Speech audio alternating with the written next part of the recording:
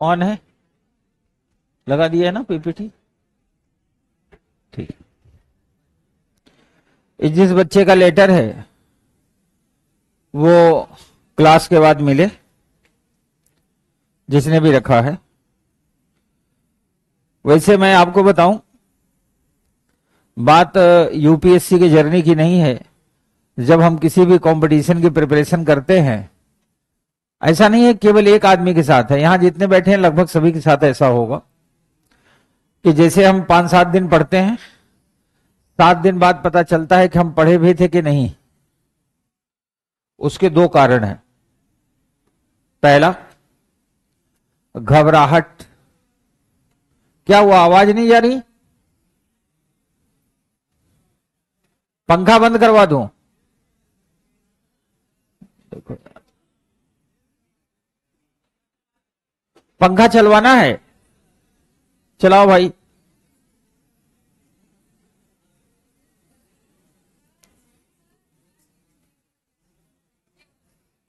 पंखा चलवाना है।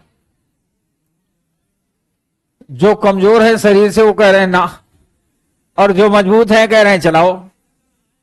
और इसमें अगर हत्या हो गई किसी की तो जिम्मेदार कौन होगा? कह रहे हैं आप।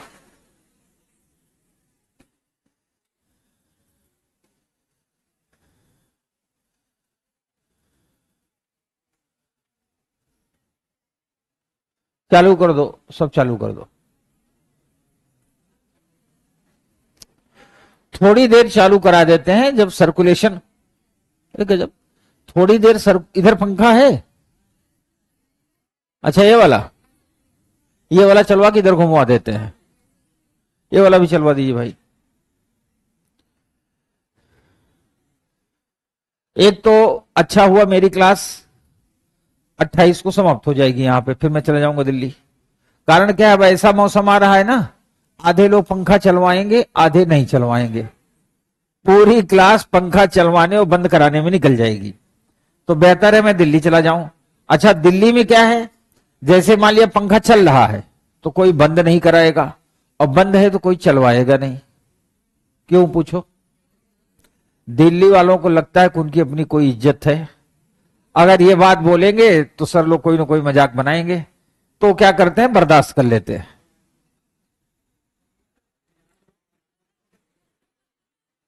और यहां तो कई बच्चे ऐसे हैं जो कम से कम 8-8 कपड़े पहने होंगे। दिल्ली में लोग मिनिमम कपड़े पहन के आते हैं, है ना, जिससे लगे फैशन है। काम की बात सुनो, काम की बात, ये सब तो हंसी मजाक है।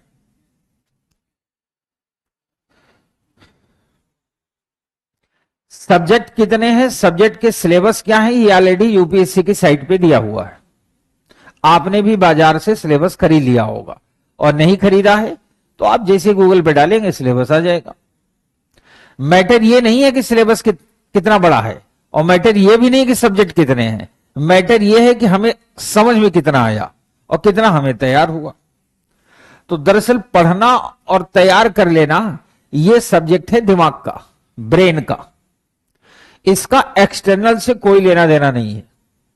ये हमारे दिमाग का जैसा स्ट्रक्चर है वैसा वो गेन करता है। सवाल है कि जब बचपन में सभी लोग एक जैसे थे, लगभग मोर देन 90% जो छोटे बच्चे होते हैं उनकी याददाश्त ठीक ठाक होती है। और उनकी याददाश्त इस लेवल की होती है कि बच्चा 4 महीने और 5 महीने का भी हो, जब वो रो रहा होता है और अपने मां की आवाज सुनता है, चुप हो जाता है। या उसकी मां के उसे छू देती है, कोई और छुएगा और रोता रहेगा, जैसे ही मां उसको छू लेगी वो चुप हो जाता है। इसका मतलब यह हुआ कि बच्चा आवाज को भी पहचान लेता है और स्पर्श को भी महसूस कर लेता है। और आपके साथ भी ऐसा ही होता रहा होगा, ऐसा नहीं है? यह बात मैं आपको इसलिए बता रहा हूं कि सबसे गंभीर विषय यही है। सारे सब्जेक्ट तो आप पढ़ ही लोगे, जब दिमाग ठीक ठाक होगा तो अपने आप दुनिया मुट्ठी में आ जाएगी। और दिमाग ठीक ठाक नहीं होगा तो फिर सब्जेक्ट लेके बैठे रहो और बार बार पढ़ते रहो। एक तरफ से पढ़ते रहोगे, एक तरफ से गायब होता रहेगा, पढ़ते रहोगे, गायब होता रहेगा। इसके 2-3 स्टेप हैं। पहले तो हमें यह समझना कि इसकी जड़ में प्रॉब्लम कहां है। सारे बच्चे मासूम होते हैं, सारे के सारे। आप कभी भी देखेंगे सबकी मेंटल एबिलिटी ठीक ठाक होती है। आजकल कभी किसी मॉल में चले जाओ, किसी ट्रेन में ढेर सारे बच्चे हो, फैमिली लेके बैठी हो, आप देखेंगे हर बच्चा एक्टिव होगा। इसका मतलब सबका दिमाग बचपन में ठीक ठाक होता है। उसके बाद सिस्टम कहां से खराब होता है? जब वो बच्चा थोड़ा सा बड़ा होता है तो खुराफात शुरू करता है। तो पेरेंट्स दो तरह के होते हैं, एक वो जो उसको प्यार से समझाते हैं। जब उसको प्यार से समझाते हैं तो जो उसका आईक्यू वाला पोर्शन है, इंटेलिजेंस क्वोशेंट वाला, वो एक्टिव होता है और ऑब्जर्व करता है। और उसी बच्चे को जब हम डांटते हैं, डराते हैं, तो उसका ईक्यू वाला पोर्शन एक्टिव होता है। फिर वो अपने लिए नई चाल सोचता है, डिफेंस। ऐसा नहीं है, आप भी डिफेंस जानते हो, बहुत सी चीजों का डिफेंस जानते हो। मान लिया आप कोई घटना कारित कर रहे हो, मान लिया आप फोन पे लगे हो, सोना बाबू से बात चल रही है, उधर से आपके पापा या मम्मी का फोन आने लगा, तो फोन वेटिंग में बताएगा। किसमें बताएगा? अब जितने लोग ये काम किए होंगे उनको याद आ गई होगी मेरी बात। तो फोन जब वेटिंग में आएगा तो सवाल पूछेंगे, किसका फोन था? कोचिंग से वो जो टेस्ट दिए थे ना, उसी के एनालिसिस का वो आ रहा था। और बताओ पापा कैसे हो? बताओगे सोना बाबू का फोन था? न तो सोना रहेगा न बाबू रहेगा, अगर घर वाले जान जाएंगे तो। आप ऐसा क्यों करते हो? क्योंकि बचपन में आपको गलतियों पे डांटा गया है, आपको डर है। डर है इसलिए आपका ईक्यू वाला पोर्शन एक्टिव होता है। आज भी होता है, बचपन में भी होता था, आज भी होता है। और जब तक ये अतिशयोक्तपूर्ण तरीके से एक्टिव होता रहेगा, तब तक आपके आईक्यू वाले हिस्से में कोई भी सब्जेक्ट पढ़ोगे गेन ही नहीं होगा, रुकेगा ही नहीं, वो निकलता रहेगा। तो अब तो बड़े हो गए हो, अब तो अपने ईक्यू को बैलेंस कर सकते हो। और जब तक ऐसा नहीं होगा, सही नहीं होगा। और वो बच्चे जिनके माता पिता समझाते थे, डांटते नहीं थे, उनका ईक्यू बैलेंस बना रहा हो, आईक्यू बढ़ता गया। समय के साथ वो पढ़ने में भी ठीक होते गए। समय के साथ उन्होंने मेडिकल भी क्वालिफाई किया, इंजीनियरिंग भी क्वालिफाई किया, अपनी दुनिया बनाते चले गए। तो पहली प्रॉब्लम यह है कि हमें यह पता होने चाहिए कि जड़ में प्रॉब्लम कहां है, अगर है तो उसे दूर करो। दूसरा, हम प्रेशर बहुत लेते हैं। किस बात का? जो सब्जेक्ट बचपन से आज तक हमने पढ़े ही नहीं ढंग से, अब एकाएक सारे सब्जेक्ट हमारे सामने आ गए, हमने ढेर सारी किताबें खरीद ली, क्लासेस शुरू हो गई। अब हमारी ये नहीं समझ में आता कि ये वाला पढ़े या ये वाला। तो उसका सिंपल सा तरीका है, जहां से भी शुरुआत करो जीरो से करो। जिस दिन आप जीरो से समझ के शुरुआत करेंगे, एक एक स्टेप बढ़ते जाएंगे और आपका तैयार होता जाएगा। आप घबराओ मत। आप कभी कभी ये सोचो कि जो 10-12 साल मैंने पढ़ाई नहीं की ठीक से, अब उसको कवर करने का समय आया है, तो हो सकता है 3-4 साल लगे। तो जब घबराएंगे तो 10 साल लग जाएगा और तैयार भी नहीं होगा। तो आराम आराम से, लेकिन जितना पढ़े उसको गेन करते जाए। Anyway, now we are going for, sorry, आज हम लोग जो प्रॉब्लम सॉल्विंग पढ़ रहे हैं तो उसके नेक्स्ट स्टेप के क्वेश्चन पे चल रहे हैं। ये सारे प्रश्न कंडीशनल होंगे, मैंने आपको बताया था, फिर मैं सोचा कि एक दो प्रश्न मैं करवाई दूं। आप पहले इस प्रश्न को ध्यान से देखिए और जरूरत पड़े तो इसे नोट कर लीजिए।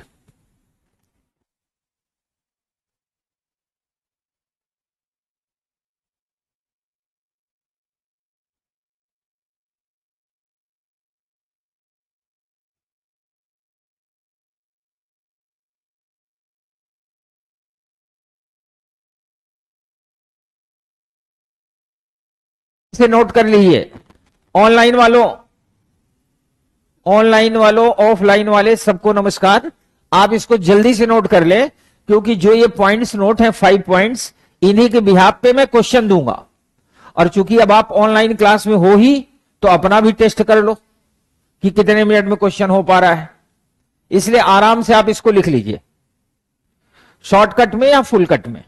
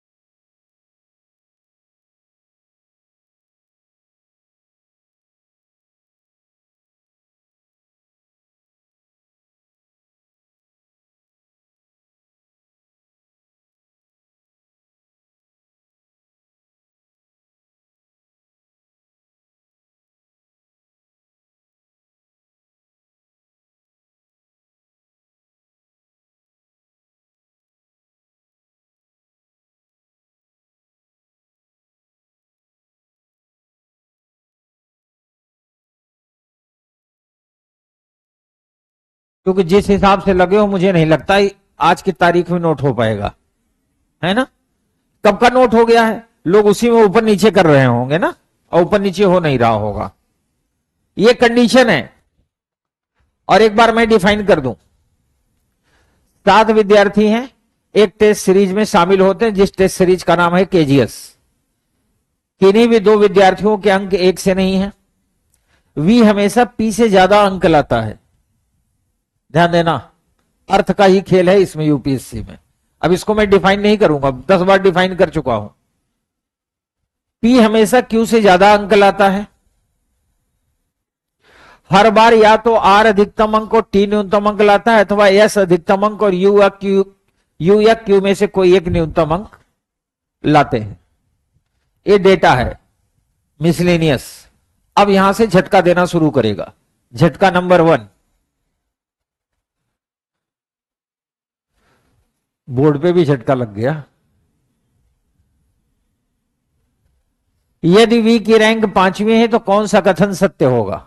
ऑनलाइन वाले भी शुरू हो जाए, ऑफलाइन वाले भी।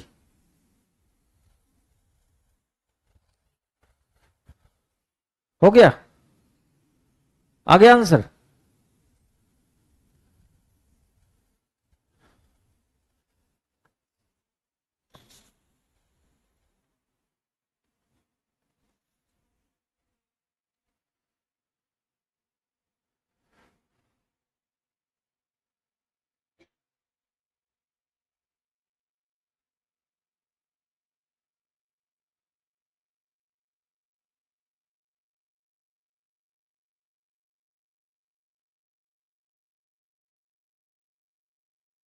आया ऑप्शन ए, ठीक है।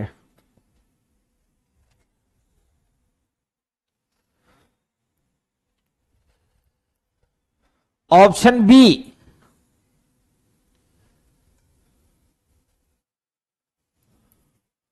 ऑप्शन सी, ठीक है। Option D. अशेष क्या भंडारे में आए हो?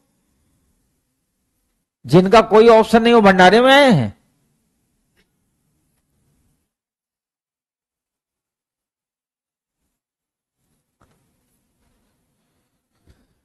यदि वी की रैंक 5वीं है तो कौन सा कथन सत्य होगा।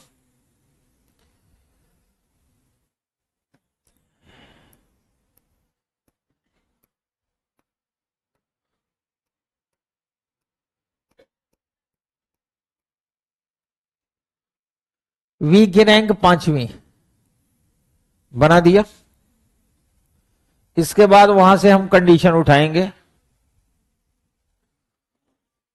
वी हमेशा पी से ज्यादा अंक लाता है, पी हमेशा क्यू से ज्यादा अंक लाता है। अब हमारे पास रास्ते ही बहुत कम बचे। यहां कौन आएगा? क्यू, क्योंकि 3 ही जगह थी ना। वी पी से ज्यादा लाता है तो पी को नीचे लाना पड़ेगा, पी क्यू से ज्यादा लाता है तो क्यू यहां आया। अगर क्यू नीचे होगा तो कह रहा है हर बार या तो आर अधिकतम अंक और टी न्यूनतम लाते हैं, अथवा एस अधिकतम और यू या क्यू में से कोई एक न्यूनतम लाता है। तो अधिकतम कौन होगा?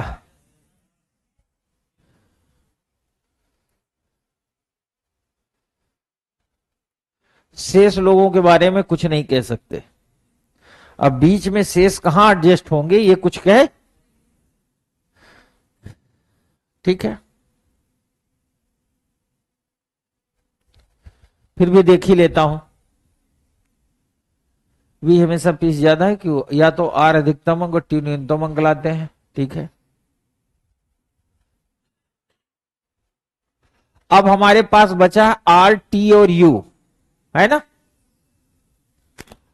अब आर और टी के टी और यू से रिलेटेड कोई डेटा नहीं है।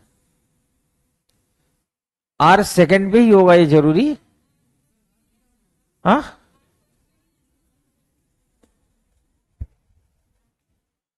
अगर वी 5वें स्थान पे होगा, वी पी से ज्यादा पाता है तो फिर तो इससे पी इससे नीचे आएगा, और पी क्यू से ज्यादा पाता है तो क्यू भी उसके नीचे आएगा।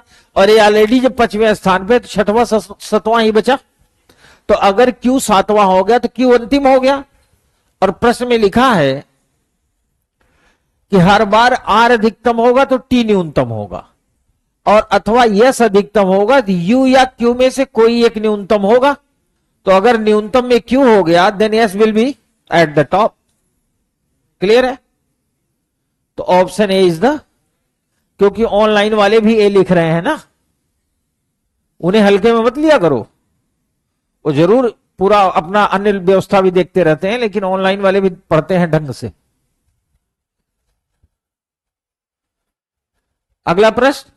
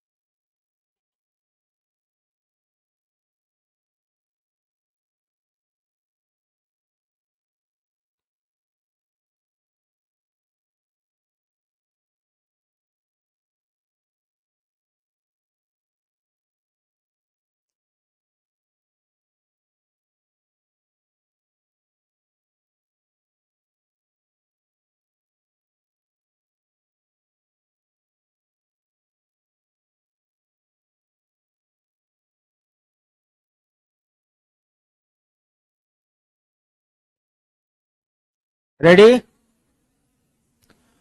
ऑप्शन ए ठीक है। ऑप्शन बी,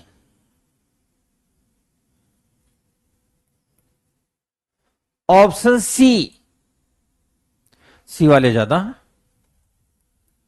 ऑप्शन डी, चारों ऑप्शन। अब ऑनलाइन वालों को देख लिया, ऑनलाइन वाले भी इसमें कंफ्यूजन में हैं, अपने अपने हिसाब से चला रहे हैं। सी डी, यदि आर अधिकतम अंक प्राप्त करता है तो क्या होगा?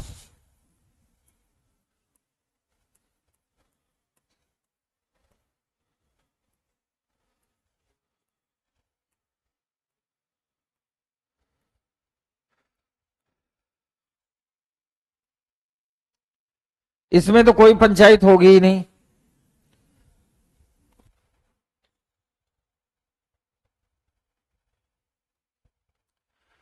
V हमेशा P से और P हमेशा ज्यादा ही पाएगा।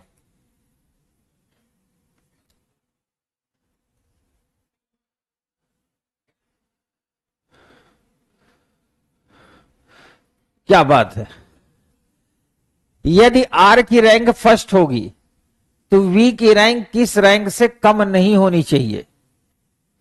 Q P V, चौथी से कम। Option C is the right answer.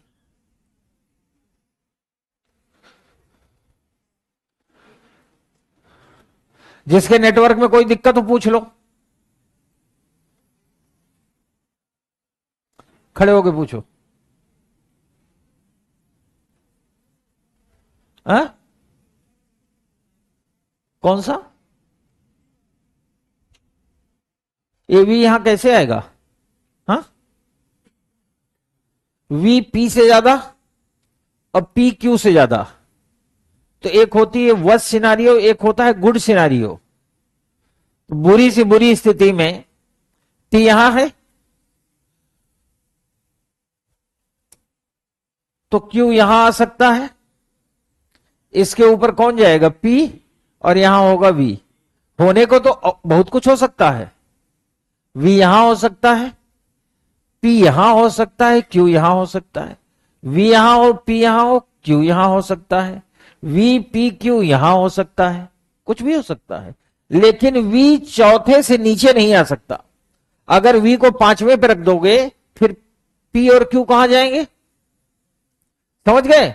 ये सारा खेल नेटवर्क का है। इतने दिन जो पढ़ रहे हैं ना, यूपीएससी ऐसे ही पूछेगा। हर प्रश्न में कंडीशन होगा। आपके पास दिमाग है तो लगाइए, और नहीं है तो घर जाइए। चले बढ़े।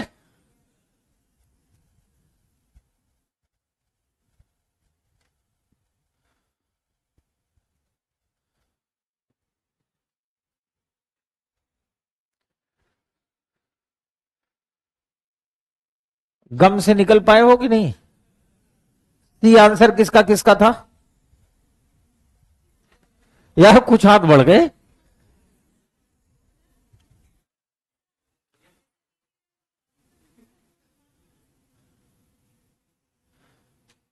वी पांचवें पे तो आ ही नहीं सकता।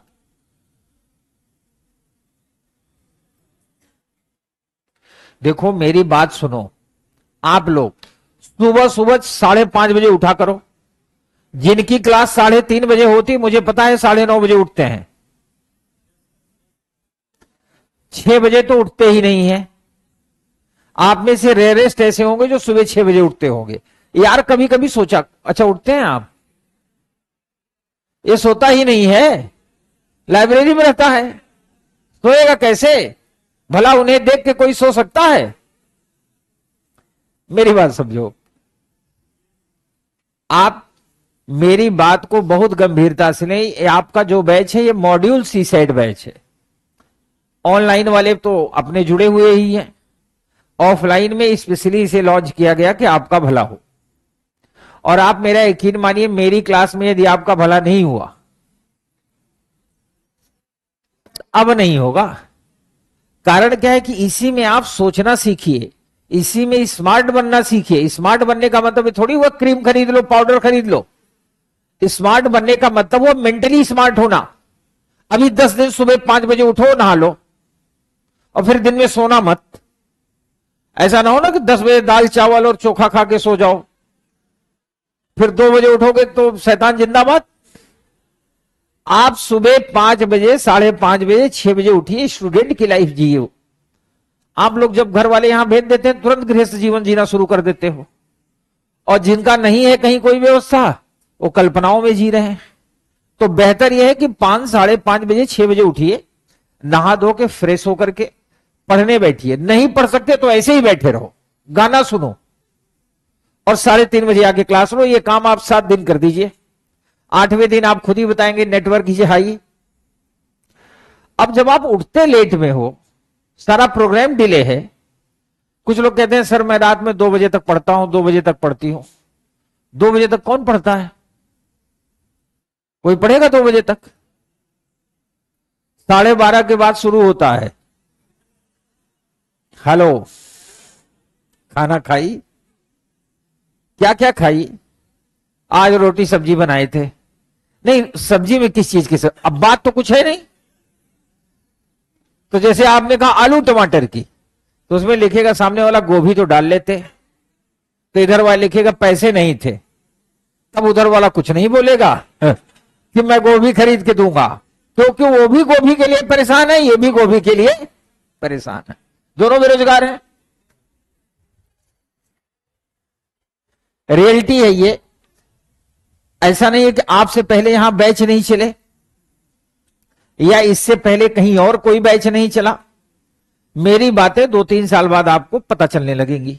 और तब वही होता है ना कि अब पछताए होत क्या जब चिड़िया चुग गई खेत। तो समय रहते बदल लो तो आपके काम आएगा, नहीं तो ऊपर वाला तो वही है। चलिए ये ट्राई करो।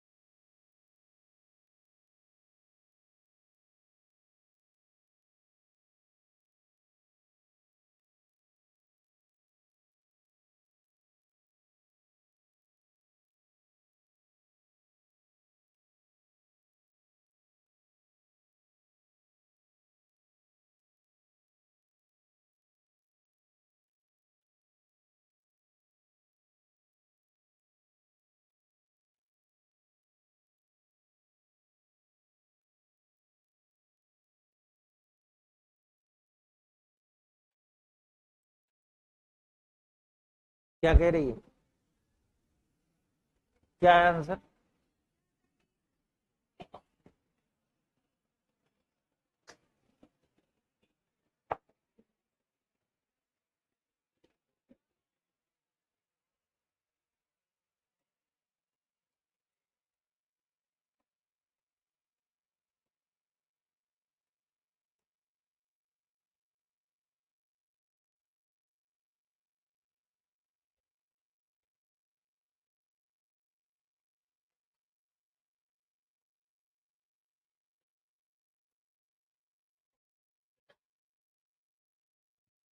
अब आप मेरी बात ध्यान सुनो।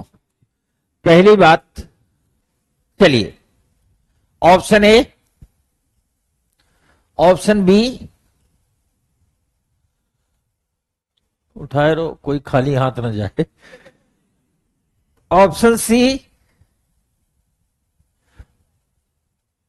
उठा लिए, ठीक है। ऑप्शन डी, बस। पहली बात तो जो होश में होंगे वो प्रश्न को होश में पढ़ेंगे। उसने लिखा है यदि यस की रैंक दूसरी है तो कौन सा कथन सत्य हो सकता है। इंग्लिश में इसको लिखा होगा can be, which can be true. Can be का मतलब होता है not to be confirmed. Result दो तरह से होता है, एक कन्फर्म, एक कैन बी। अगर इसमें पूछता कि यदि ये से रैंक दूसरी है तो कौन सा कथन सत्य होगा, फिर गड़बड़ हो जाता। फिर इसमें एक ऑप्शन लिखा होता इनमें से कोई नहीं। उसने कहा कौन सा सत्य हो सकता है, कैन बी। पी ने आर से ज्यादा अंक प्राप्त किए, ये इस जन्म में नहीं हो सकता। वी ने एस से ज्यादा अंक प्राप्त किए, ये भी नहीं हो सकता। क्यों नहीं हो सकता? नहीं नहीं, इस लड़के से पूछ रहा हूं, आपसे पूछ रहा हूं। हाँ, आप नहीं, आगे वाली। हाँ, ठीक है। पी ने एस से ज्यादा अंक प्राप्त किए, यह भी संभव। तो अगर तीन संभव नहीं है और कैन भी लिखा है, सो फोर्थ विल बी राइट। और यू ने वी से ज्यादा अंक प्राप्त किए। आप ये देखो, वीपी क्यू तो मैंने ऐसे बनाया और यहां मैंने लाइन खींच के इधर यू बनाया। क्यों? You is free. यू ऊपर भी जा सकता है, और अगर इसके जगह लिख देता कि यू ने वी से कम अंक प्राप्त किए तो भी ये सही होता। ज्यादा अंक प्राप्त किए तो भी सही हो सकता है, कम अंक प्राप्त किया तो भी सही हो सकता है। सो फोर्थ विल बी राइट। ठीक है, इसका मतलब सब सही चल रहा है। किसी को डाउट है?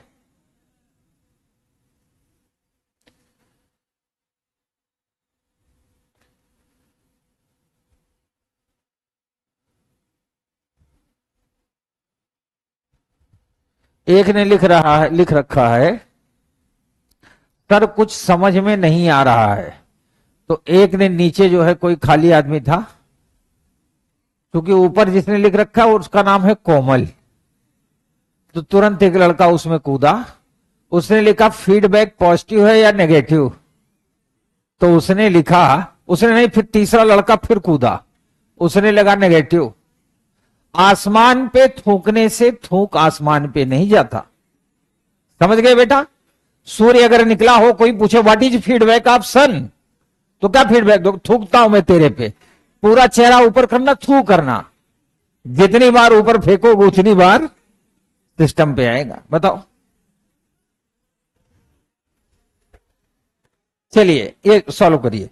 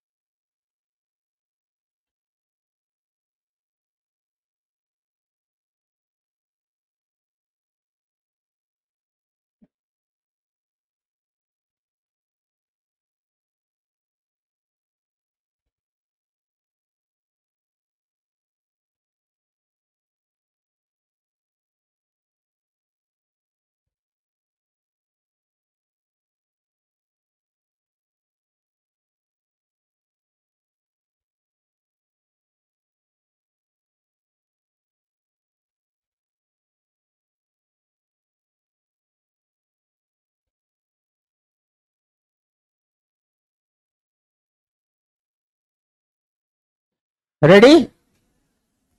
ऑप्शन ए,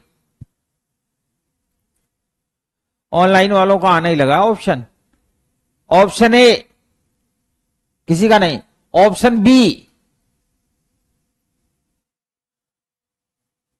ठीक है। ऑप्शन सी,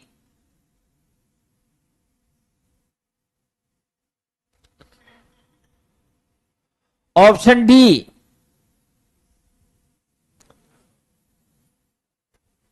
देखो आप मेरी बात सुनो, आप चाहे कहीं पता कर दो किसी बैच में, मैंने किसी बैच में ये वाले क्वेश्चन कराए ही नहीं। जानते हो क्यों? वो साधारण बैच थे, this is the module batch.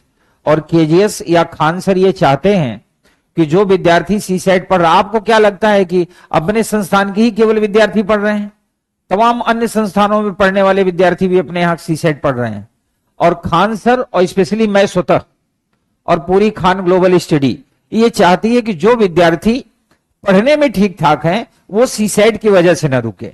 तो देखो डियर, मैं चाहता तो आसान आसान प्रश्न करा के निकल सकता था, टॉपिक तो हो गया था, आप भी खुश रहते, हम भी खुश रहते। पर आप खुश रहे ये मेरे लिए इंपॉर्टेंट नहीं है, आप एग्जाम क्वालिफाई करें ये मेरे लिए इंपॉर्टेंट है। तो जाहिर सी बात है जो कंडीशन वाले प्रश्न होंगे थोड़े टफ होंगे, थोड़ा दर्द भी होगा। लेकिन आज दर्द होना अच्छी बात है, लेकिन जब आप एक बार सीख लेंगे तो एग्जाम में मिस्टेक नहीं होगी। अब देखिए 1 2 3 4 5 6 7,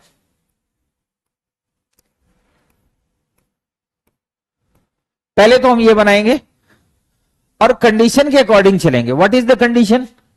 यदि एस की रैंक छठवीं है, ओके, और क्यू की रैंक पांचवी है,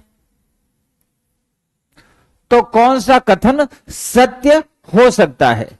एस की रैंक अगर छठवीं है तो टॉप पे कौन होगा और न्यूनतम पे कौन होगा? पी। तो ये रहा आर और ये रहा टी। अब इसके बाद सोचने की बात है, क्यू से ऊपर पी होता है, पी से ऊपर वी होता है। That's clear. अब चूंकि क्यू यहां आ चुका है तो हम अपना यू को यहां बगल में रख देंगे। अब ये तीनों यही सेट होंगे। पहला क्वेश्चन यू से रिलेटेड हो सकता है वो कम पूछे, वो वी से रिलेटेड पूछेगा। क्यों? We have the two possibility, V के लिए दो पॉसिबिलिटी है, तीसरी नहीं है।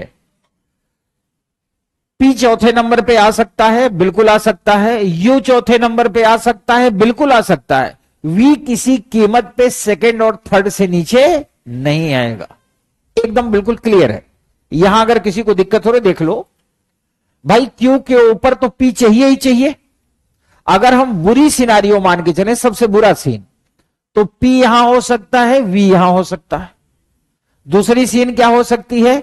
यहां पे यू हो, यहां पी हो और यहां वी हो, यानी वी दूसरे और तीसरे पे ही रहेगा।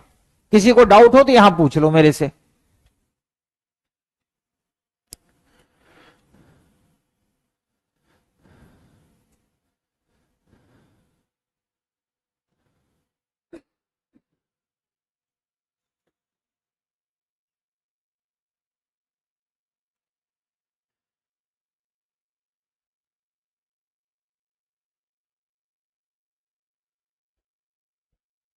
फिर पकड़ रखा है कि कहां फंस गए आ जाके।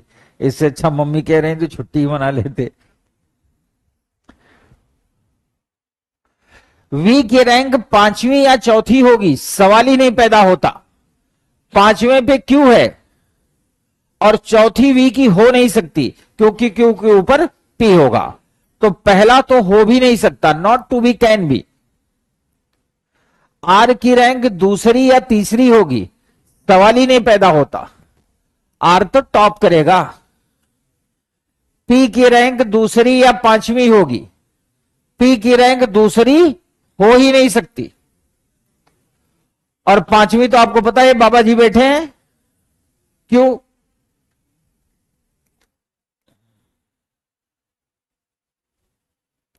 यू की रैंक तीसरी या चौथी हो सकती है। ठीक है, कैसे? मैं लिख भी दे रहा हूं, V यहां हो, P यहां हो, U वहां हो। एक कंडीशन ये हो सकती है, V यहां हो, P यहां हो, U वहां हो।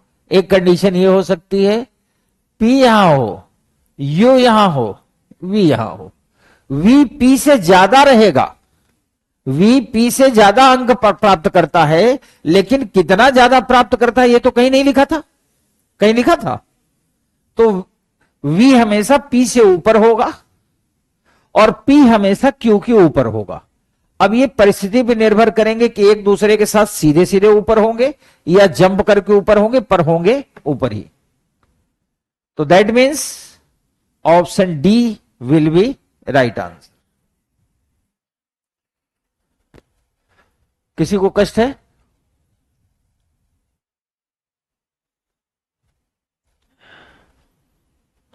चलो आखिरी,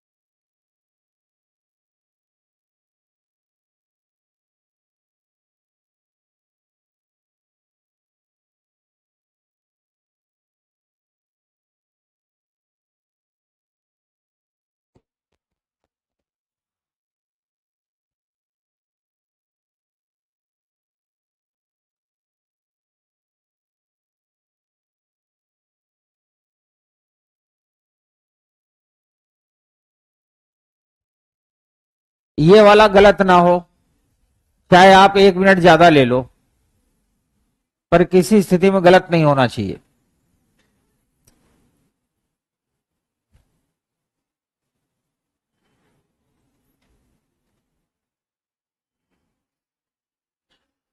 ऐसे बताओ,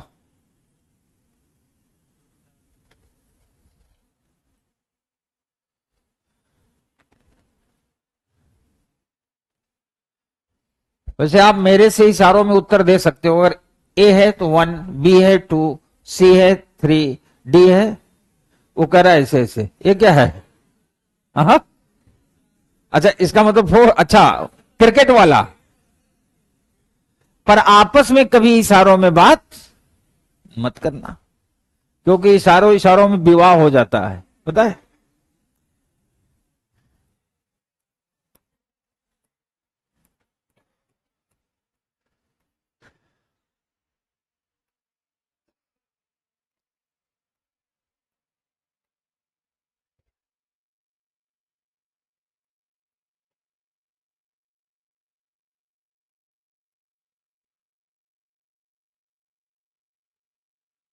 तो यहां कौन होगा?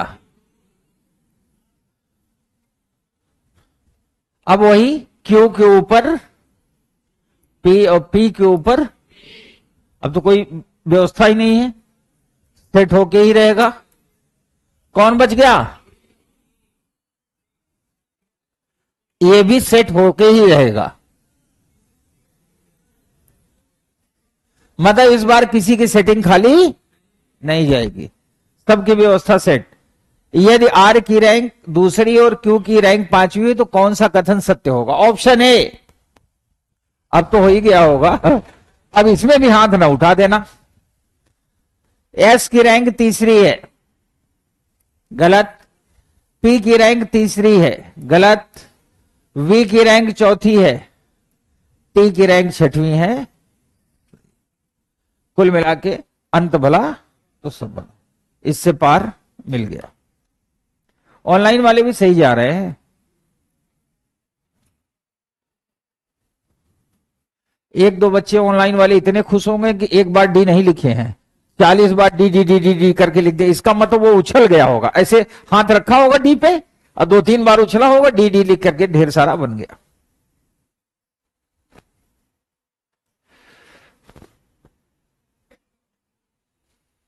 एक ने लिखा है ये समझ में आया इतने क्वेश्चन में।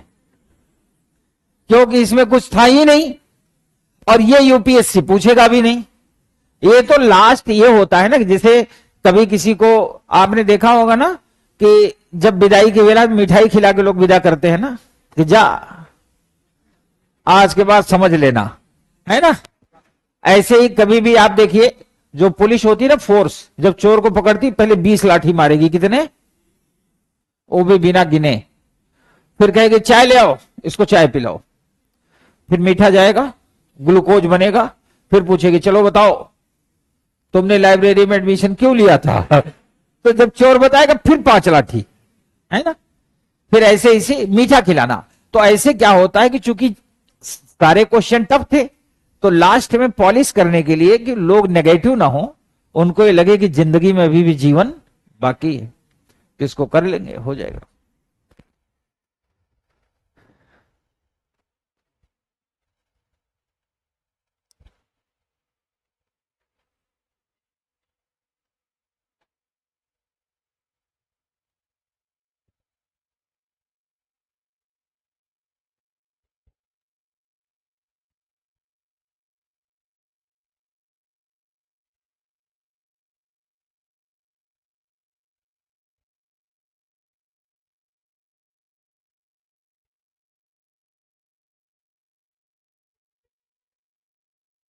क्या चल रहा है?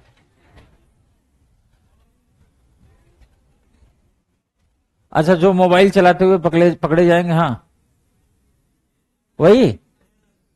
नहीं तो ये लाइब्रेरी वाले ही मोबाइल चलाएंगे, क्योंकि इनको लगता है क्लास में क्या ही रखा है जो लाइब्रेरी में है।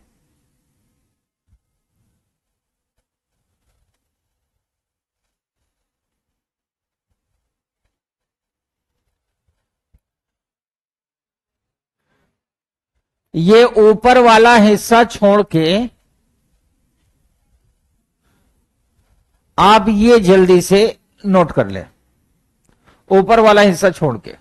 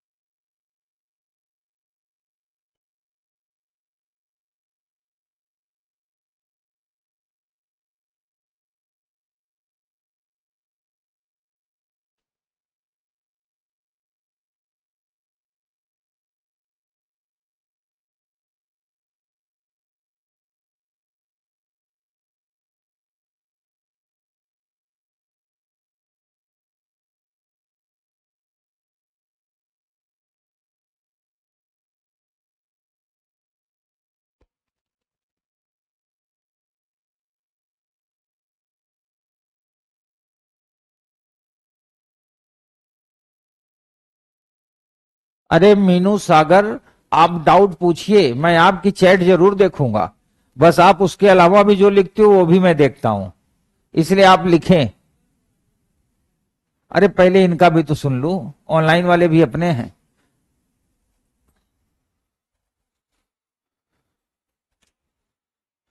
यार इतनी देर नोट करने में लगाते हो तो इस जन्म में हो चुका, फटाफट नोट करो।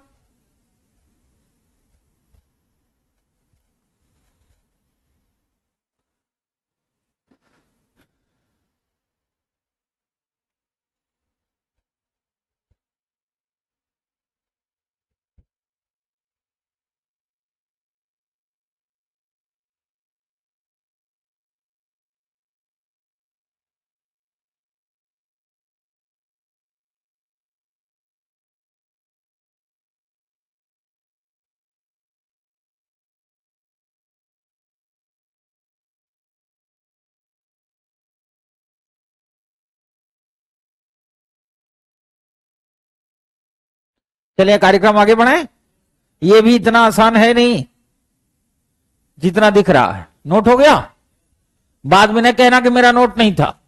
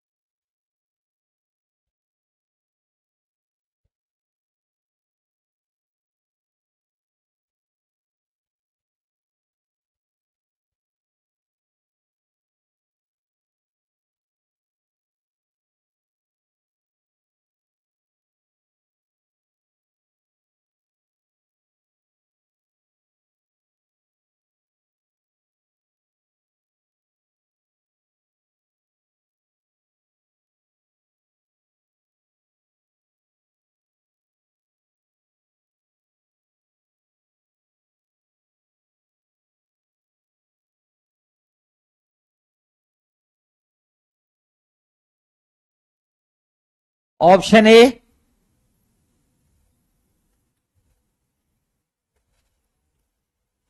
Option B, option C, C वालों की संख्या ज्यादा है, ऑप्शन डी,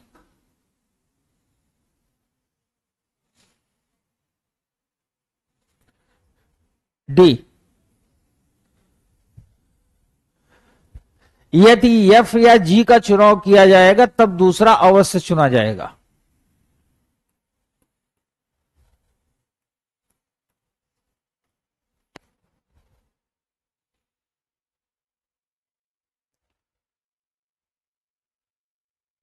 एच और जे का चुनाव साथ में नहीं होगा।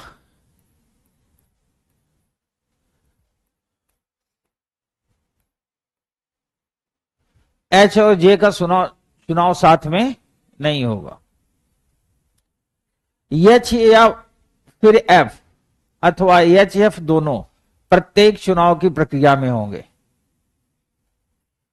एच या एफ, एच एफ दोनों, और जब एच एफ दोनों होंगे तो जी भी होगा उसमें। ठीक है, आइए शुरू होते हैं। जहां जहां एफ होगा वहां जी होके रहेगा। समझ गए? जिसको ना समझ आप प्लीज एक बार हाथ उठाए, मैं दोबारा डिफाइन करूं, क्योंकि चेहरे देख के मुझे ऐसा लग रहा है कि जैसे अब संसार में कुछ रखा। हाथ उठाओ तो मैं दोबारा मैं एक्सप्लेन कर दूं। अरे मैं तो आगे वालों को भी बोल रहा था, आगे भी एक से एक महान लोग बैठे हैं। इधर देखो, यदि एफ या जी का चुनाव किया जाएगा तब दूसरा वस्त्र अवश्य चुना जाएगा। न समझ में आए फिर इसको दूसरे तरीके से समझा दूं। दूसरे तरीके से समझा दूं।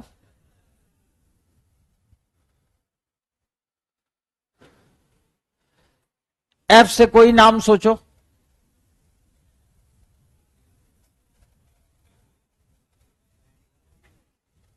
क्या कह रहा है? फास्ता, फातिमा। अच्छा, तो अब आपको क्या लगता है कि मैं इसको डिनाई करूंगा? यही पढ़ाते पढ़ाते इतने साल गुजर गए। तो एक का नाम फातिमा है और दूसरी का नाम गरिमा। अब दांव फेल हो गया होगा, है ना? ये सोचा जी का मतलब गंगूराम रख दूंगा। तो ये है फातिमा और ये है गरिमा। वो कह रहा है यदि फातिमा या गरिमा का चुनाव किया जाएगा तब दूसरी अवश्य चुनी जाएगी। मतलब फातिमा या गरिमा में से किसी एक को आप अपने सिस्टम में रखना चाहेंगे तो दूसरी अवश्य चुनी जाएगी। ये इसका मतलब हुआ। यानी एफ और जी का दोस्ताना अच्छा है।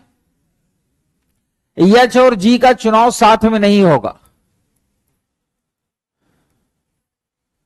इनकी दुश्मनी होगी। ये सब यार सिखा चुका हूं मैं। ये तो आज ट्रायल दे रहा था और ये आखिरी है। मैं देख लिया, अब लगभग लोग सन्यास की ओर इसके पहले चले जाएं, मामला यहीं समाप्त कर दूंगा। मैं इसको प्रोवाइड कर दूंगा, टेलीग्राम पे डाल दूंगा। जिसके अंदर रुतबा होगा वो करेगा, जो बाबा होगा वो नहीं करेगा। क्लास में आखिरी है। एच या एफ, एच या फिर एफ अथवा एच एफ दोनों प्रत्येक चुनाव की प्रक्रिया में होंगे। यानी जब भी चुनाव किया जाएगा या तो आपको एच को लेना होगा या तो एफ को लेना होगा, और अगर ज्यादा मोहब्बत है तो आप एच एफ दोनों को ले सकते हो, पर इनके बगैर कोई प्रक्रिया नहीं होगी। अब चलें। लोग इतना दुखी थे ना कि बस चलता तो अपनी जान दे देते। यहां एफ है, फातिमा है, लेकिन गरिमा, तो ये हो नहीं सकता। ये भी फातिमा है और यहां गरिमा, तो ये भी नहीं हो सकता। अब जीवन में असली ट्विस्ट आया सीओडी को देख करके, है ना? सी में गरिमा तो है पर फातिमा तो गरिमा भी फातिमा का साथ निभाएगी। तो option D is the right answer. ठीक है,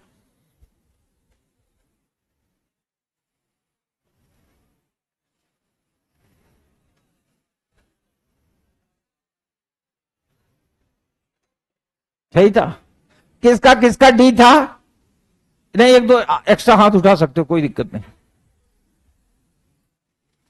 आपको मैं सच बताऊं ईमानदारी से, आई एम योर टीचर, और मुझे इस बात से फर्क नहीं पड़ता कि आप क्या फीडबैक अपने दिमाग मेरे बारे में, मैं कभी फीडबैक सोचता ही नहीं। कारण क्या है, मैं फीडबैक के ऊपर की चीज हूं, ये तो अपने दिमाग से निकाल दीजिए कि मेरी दुनिया।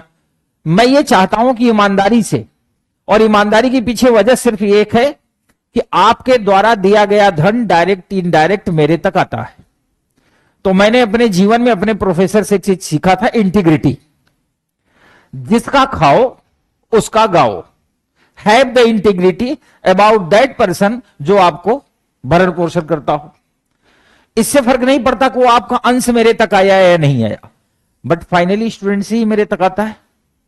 और मैं ये मानता हूं कि आपके माता पिता, आपको तो मोटिवेशन नहीं मिलता होगा उनसे, मिलता है कि नहीं मिलता आई डोंट नो, पर मैं जानता हूं कि आपके माता पिता बहुत बड़े अमीर परिवार के व्यक्ति नहीं है और बहुत बड़े अमीर भी नहीं है। वो अपनी मेहनत की कमाई का कुछ अंश आप पे लगाए, वो डायरेक्ट या इनडायरेक्ट पॉइंट फॉर्म में ही से ही मेरे तक भी आता है। तो मैं उस कर्ज के प्रति, उस धन के प्रति अपनी वफादारी निभाता रहूं। अदरवाइज मैं चाहता तो आसान आसान करके टॉपिक भी निकाल सकता था, पर मैं आसान में निकालूंगा नहीं। आपको वहां तक फाइट करना सिखाऊंगा जहां पे एग्जाम में फाइट करें। आप ये मान लें कि 2026 और 27 में यूपीएससी प्रश्न देगा तो कंडीशनल ही देगा, और कंडीशनल प्रश्न से वही बाहर निकल पाएगा जो स्टार्टिंग से इसका आदी होगा कंडीशन को फुलफिल कराने का। आपने अगर आज की क्लास में सीखा हो तो कंडीशन वाले से हमें क्या सीख मिली कि हम कंडीशन को लिखते हैं, फिर ऑप्शन को एलिमिनेट करते हैं, हम ऑप्शन को सेलेक्ट नहीं करते। अगर ये कंडीशन ना होती तो हम प्रश्न को सॉल्व करते हैं और ऑप्शन को सेलेक्ट करते हैं। कंडीशन होगी तो आप ऑप्शन सेलेक्ट मत करना, एलिमिनेट करना। ये नहीं हो सकता, ये नहीं हो सकता। तो दो, अच्छा यूपीएससी में आएगा तो कई, जैसे यहां मैंने 2 पे रखा, यहां फातिमा की वजह से गरिमा नहीं थी तो डिलीट हो गया। यहां मैंने नोटिस नहीं किया, मुझे लगा बोथ आर इक्वल, बट यहां गरिमा थी फातिमा नहीं थी। और जब आप ये 3 एलिमिनेट हो गए तो अब आप यहां बहुत संघर्ष करने की जरूरत नहीं, क्योंकि नन ऑफ दीज है नहीं। और यदि होता, मान लो इसकी जगह ये होता और यहां लिखा होता नन ऑफ दीज, फिर आपको इसे भी चेक करना पड़ता। तो के और यम की न तो किसी से दोस्ती है और ना ही किसी से दुश्मनी। एच की दोस्ती नहीं है किसी से, ये किसी से मोहब्बत नहीं करता, ये बाबा टाइप का आदमी है। इसकी केवल दुश्मनी है किससे? जैसे दुश्मन नहीं दिखना चाहिए, तो इट विल बी आंसर। तो याद रखना, अगर नन ऑफ दीज नहीं दिया है फिर तो आपका रास्ता आसान है।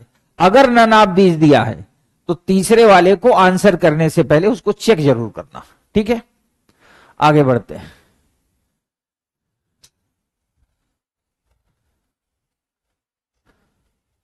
आगे बढ़ाऊं? कुछ लोग सोच रहे हैं टॉपिक खत्म कब होगा। कौन कौन सोच रहा है? सोच तो सभी रहे हैं। सीख ले लो, यही है पढ़ना, बाकी तो सब मोह माया है।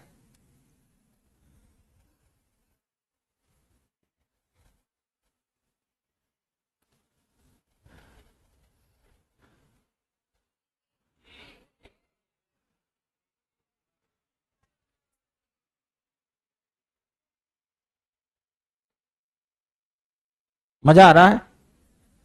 देखते ही हो गया होगा तो अंदर से फील आया होगा।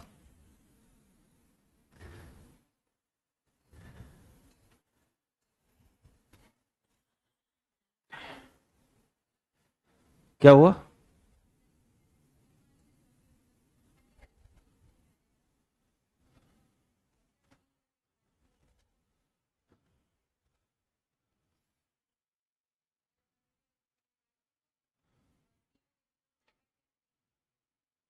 HFG, तो फातिमा और गरिमा की ही दोस्ती होनी चाहिए। और अगर उनके साथ अगर एच इन्वॉल्व है तो नो इशू, एच की दुश्मनी केवल जे से होगी। ठीक है, अभी भी कुछ चल रहा हो तो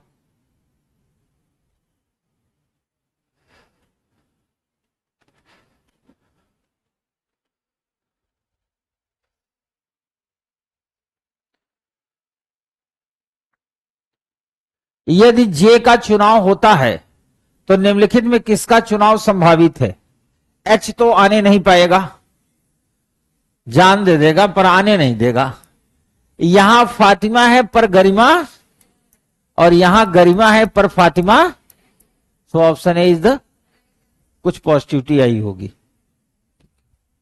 अब अगला वाला भी आसान है, इसको करके हम लोग समापन घोषित करेंगे।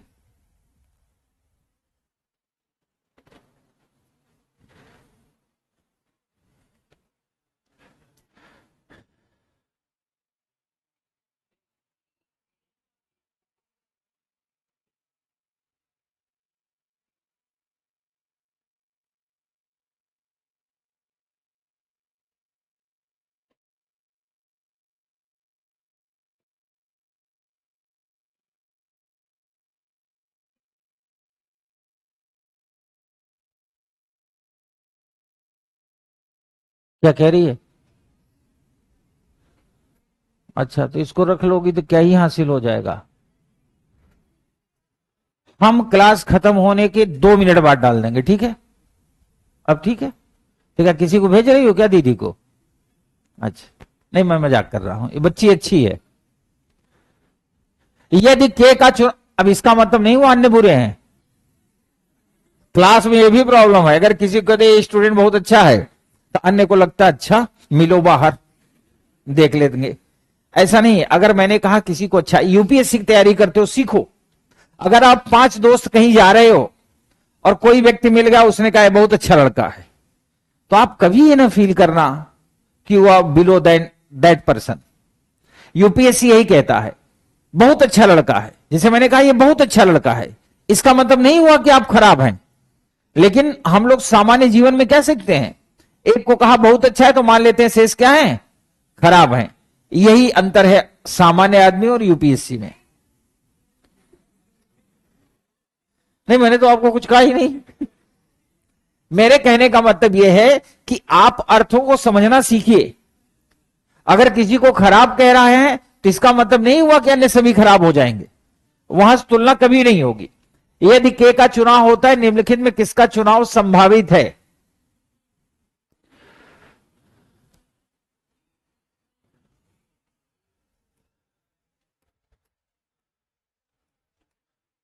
गरिमा के साथ फातिमा नहीं है, फातिमा के साथ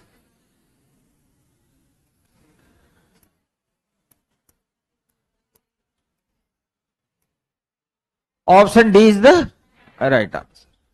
ठीक है, किसी को लग रहा हो कैसे हो गया तो हाथ उठाए।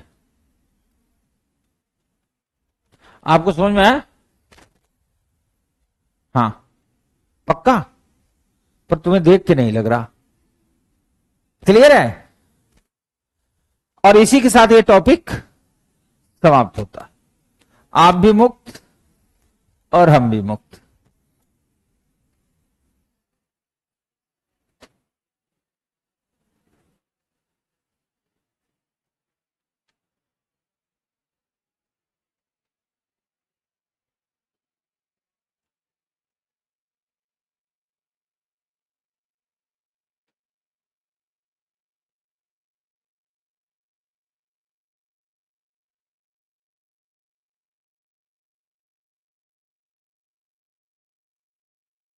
अब हम लोग नए टॉपिक की ओर चलने वाले हैं, क्योंकि हमारे पास पर्याप्त टाइम बचा हुआ है।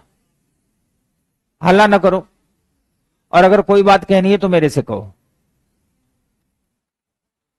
हम लोग नया टॉपिक शुरू करने जा रहे हैं। उससे पहले मैं आपको एक इतिहास की मशहूर कहानी सुनाता हूं।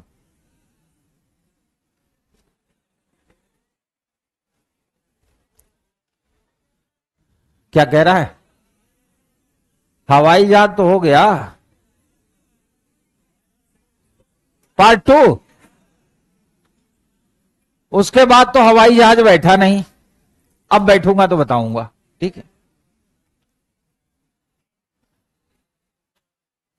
वैसे जिंदगी का मजा दो ही जगह है, या तो हवाई जहाज में या तो 5 स्टार होटल में।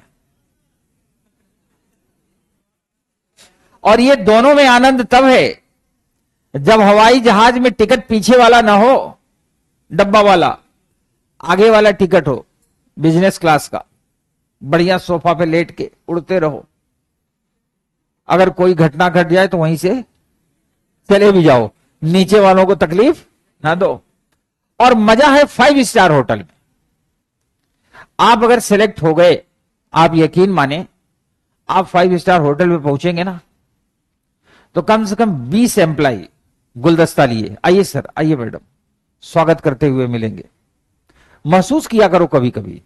और जिस वजह से लाइब्रेरी में एडमिशन ले रहे हो, लाइब्रेरी में एडमिशन लेना है तो पढ़ने के लिए लो। आप जब जाएंगे ना, दुनिया आपको शानदार बनती चली जाएगी। और मान लो आप मुंबई में पोस्टिंग हो गई, जिस एरिया में सारे हीरो हीरोइन रहते हैं, फिर तो आप किसी से भी बात कर सकते हो। क्या कह रहा है? किससे बात करेगा? अर्चना पूरन सिंह से? यार अब उनसे बात करोगे? मम्मी को उम्र की है तुम्हारे। ठीक है, मेरी बात सुनो। मैं आपको प्राचीन काल की एक कहानी सुनाने जा रहा हूं। प्राचीन काल में, सुन लो, इसके बाद सीधा टॉपिक पे आएंगे। मैं चाहता हूं ये टॉपिक का जो दिमाग में थोड़ा बहुत जर्क हुआ है ना, वो नॉर्मल हो जाए। और जब मैं सुनाऊं तो पूरा आनंद लेके सुनना, आनंद में कमी ना हो, क्योंकि सुनाई इसलिए रहे कि दिमाग आपका रिफ्रेश हो जाए। प्राचीन काल में एक बहुत ही खूबसूरत महिला थी,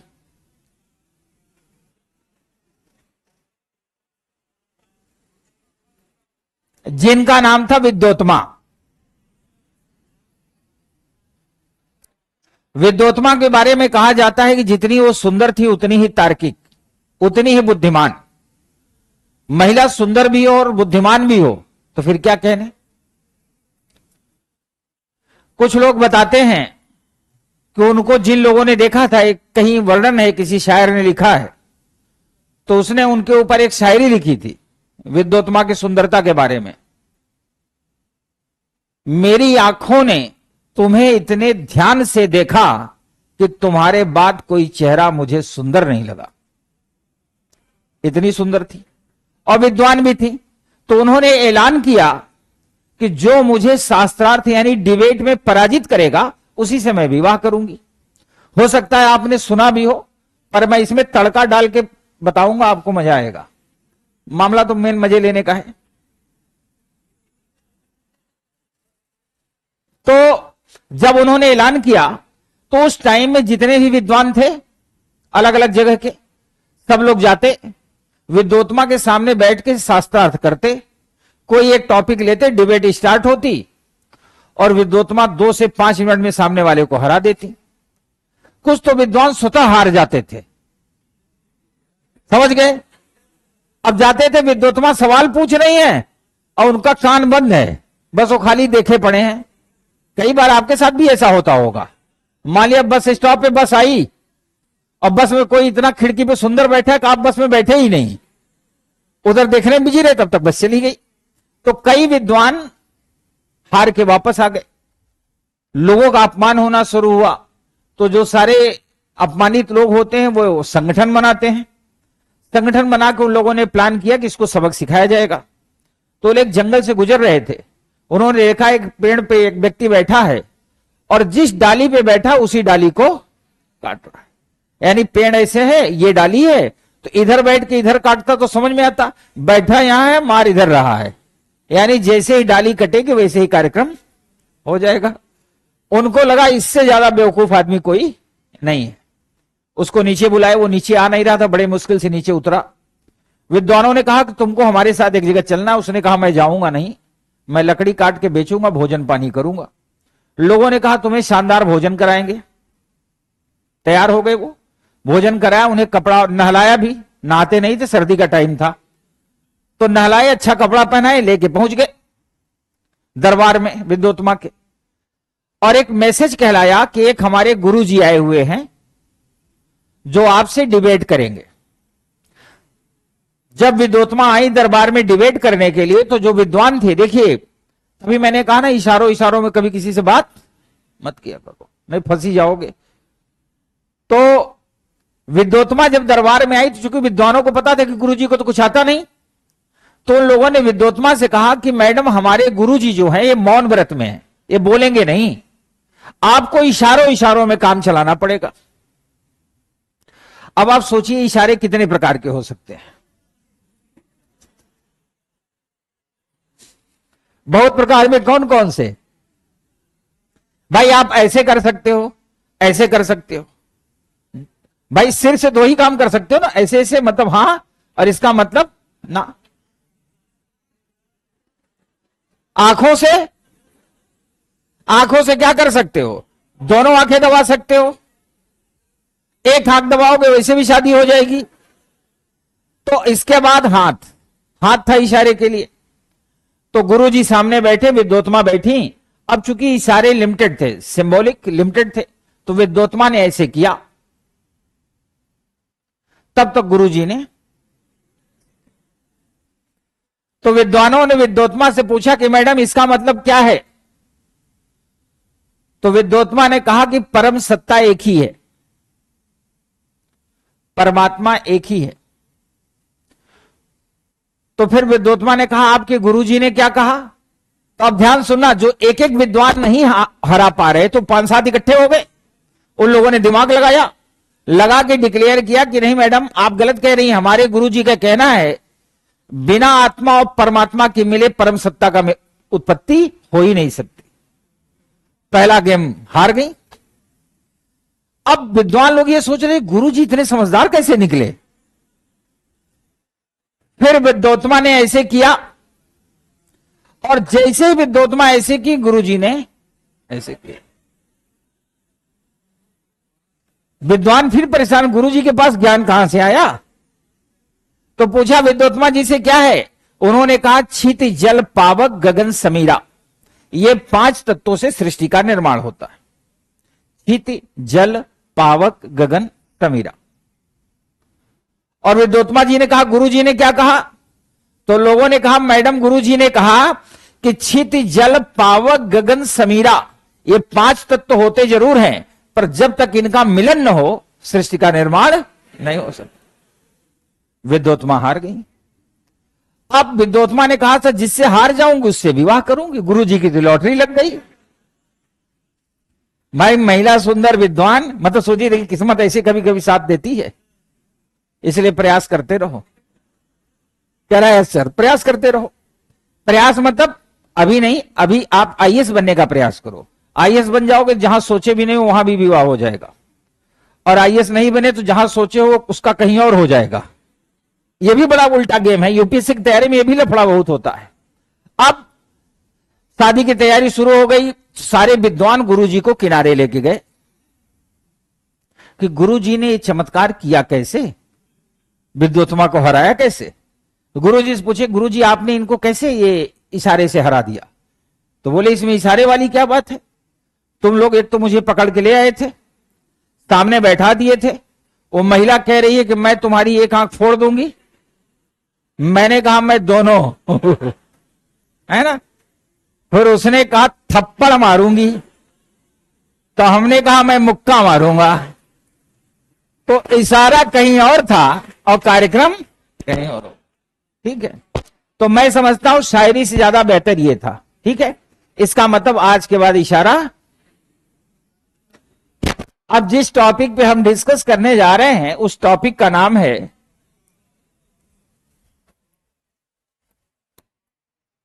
घड़ी।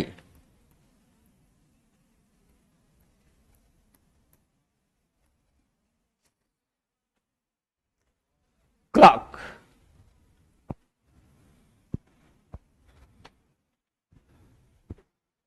ठीक है, अब माइंड फ्रेश भी हो गया है। अब हम लोग अच्छे से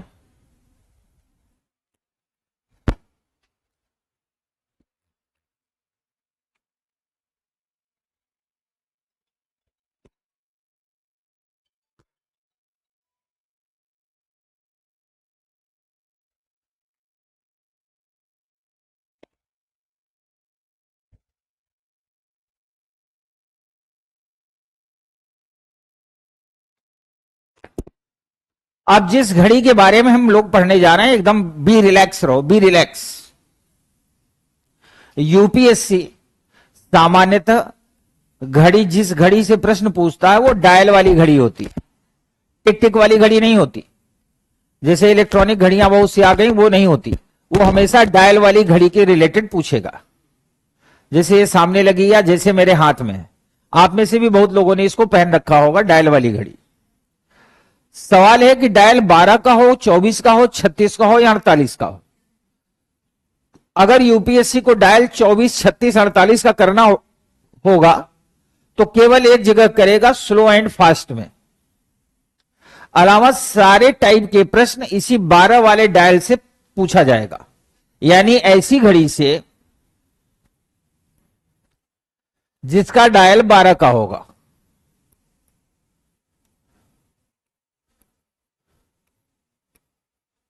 ऐसा। अब घड़ी में सुइयां भी होती हैं, घंटे की, मिनट की और सेकंड की। आपने देखा होगा ऐसे टिक टिक टिक करके चलती रहती हैं। सबसे तेज सेकंड की सुई चलती है, फिर मिनट वाली चलती है और सबसे स्लो घंटे वाली सुई चलती है। यहां से 5 प्रकार 6 प्रकार के प्रश्न पूछे जाते हैं। अब तक पूछे गए हैं, आगे भी वैसे ही पूछे जाएंगे, क्योंकि कोई एरिया छूटेगा ही नहीं जो मैं कवर ना करूं। तो जहां आप नहीं भी जानते हो वो भी मैं कवर कर दूंगा इसमें, कि आपको एग्जाम में किसी भी तरीके से दिक्कत ना आए। आप एकदम रिलैक्स माइंड से सोचो। जो एक घड़ी चलती है, इसमें 4-5 प्रकार की कंडीशन पैदा होती है। एक, जब घंटे और मिनट की सुइयां एक दूसरे के ऊपर होती हैं, इसे इंग्लिश में संपाती और इंग्लिश में ओवरलैपिंग और हिंदी में संपाती होना कहते हैं। दूसरा होगा कि सुइयां एक दूसरे के विपरीत हो जाएंगे ऐसे, इसे हम 180 डिग्री भी कहते हैं, स्ट्रेट लाइन भी कहते हैं। शुद्ध हिंदी में ऋजु कोण भी कहते हैं। कोण, न्यून कोण, सम कोण, अधिक कोण, ऋजु कोण, वृहत कोण, इतने भागों में बढ़ते हैं एंगल। वो आप बेसिक न्यूमेरेसी में पढ़ोगे। फिलहाल मैंने इतना ब्रीफ कर दिया। तो एक तो ओवरलैपिंग, दूसरा स्ट्रेट अपोजिट, तीसरा होगा राइट एंगल, 90 अंश, समकोण, परपेंडिकुलर टू ईच अदर, यानी लंबवत एक दूसरे पे कब होगी, तीसरी कंडीशन होगी। चौथी होगी, जैसे इस समय घड़ी में 4:55 हो रहे हैं, लगभग दोनों सुइयां एक दूसरे की सीधी रेखा में हैं, लगभग, लेकिन कोण तो बन ही रहा है घंटे और मिनट की सुई के बीच में।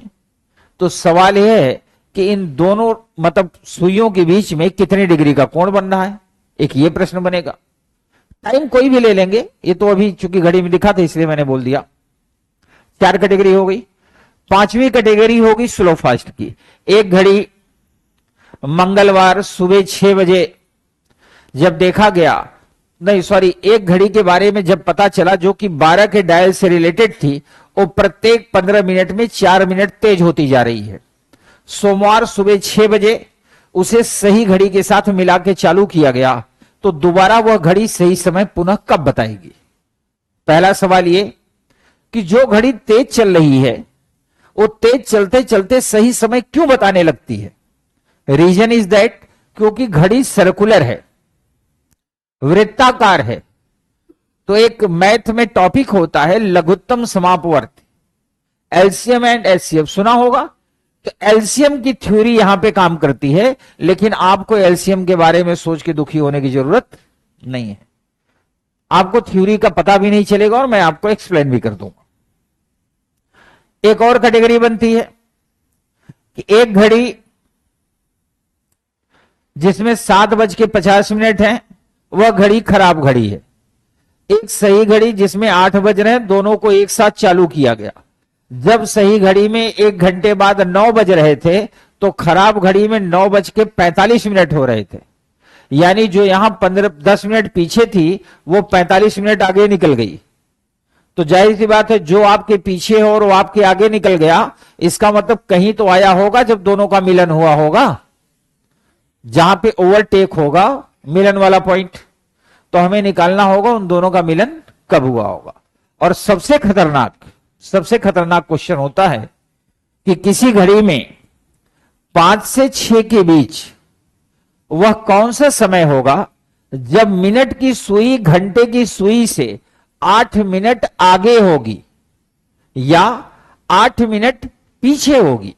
जो उसने कहा आगे और पीछे, आप ये बात जानते हैं कि जब आगे और पीछे इस्तेमाल हो तो ये मामला टाइम का नहीं डिस्टेंस का होता है ना। एक टॉपिक हमने आगे आप पढ़ेंगे बेसिक न्यूमरेसी में, मैं तो नहीं पढ़ाऊंगा, टाइम स्पीड एंड डिस्टेंस। तो अगर मिनट की सुई आगे हो रही है किसी से, आप किसी के आगे हो, that is the matter of distance. आप किसी से पीछे हो, that is the matter of distance. तो ये डिस्टेंस से रिलेटेड होगा। तो हम पहला कार्यक्रम शुरू करने जा रहे हैं ओवरलैपिंग से। ओवरलैपिंग को मैं आपको डिफाइन कर देता हूं, एक पेन देना। ऑनलाइन वाले भी ध्यान से देख लो, ऑफलाइन वाले भी। ये मेरे हाथ में क्या है? घड़ी की सुइयां हैं, पेन नहीं है। अगर मैं ये दोनों सुइयों को ऐसे करके दिखाऊं तो इस समय जो इनके बीच में कोण बन रहा है कितने डिग्री का बन रहा है?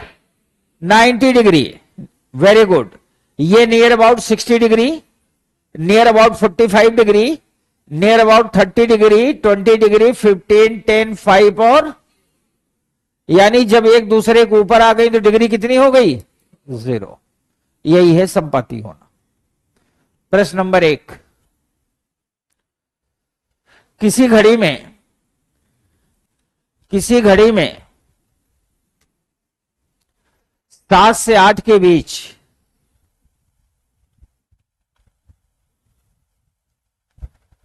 वह कौन सा समय होगा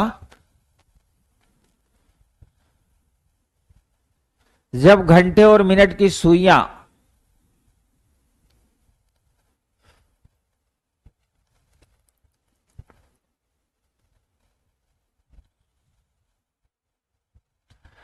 एक दूसरे पर संपाती होंगी?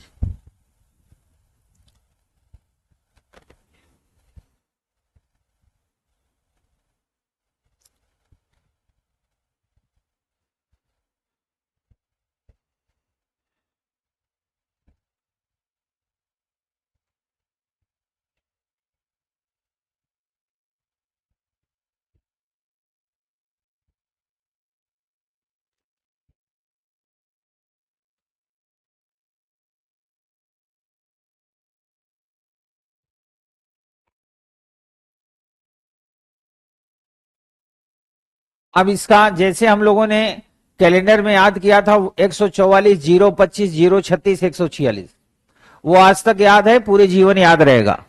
ऐसे ही घड़ी का एक फार्मूला है, मैं भी बोर्ड पे लिखूंगा।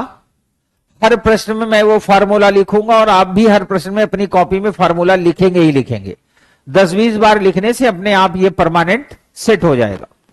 तो फार्मूला है 11/2 m equal to 13 to h plus minus a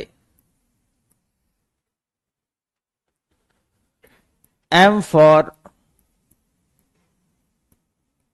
minute, a for angle यानी कोण, h फॉर आवर यानी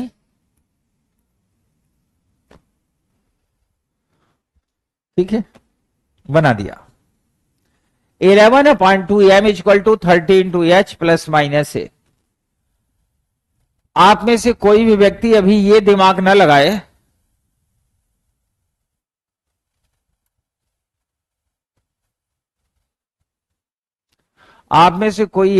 न लगाए कि ये प्लस माइनस क्यों है।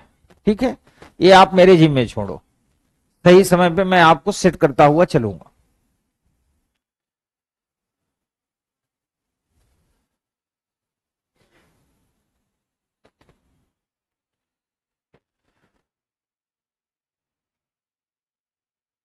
m equal to 13 to h plus minus a. 11/2 m equal to 13 to h plus minus a. अब घड़ी में समय है 7 से 8 के बीच का, तो h की वैल्यू कितनी होगी? 7। एंगल कितना होगा और मिनट हमें निकालना है। 11/2 m equal to 13/7 plus minus 0, angle की वैल्यू 0 है, तो 11/2 m equal to 210 plus minus 0, m equal to 210 into 2/11, 420/11, 11 3 जा 33,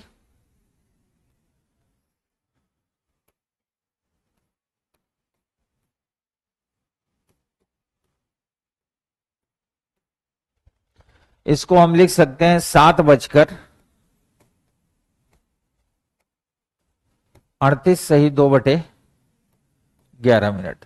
38 सही 2/11 का मतलब होता है कि 38 मिनट के बाद और 39 मिनट से पहले, आफ्टर 38 मिनट एंड बिफोर 39।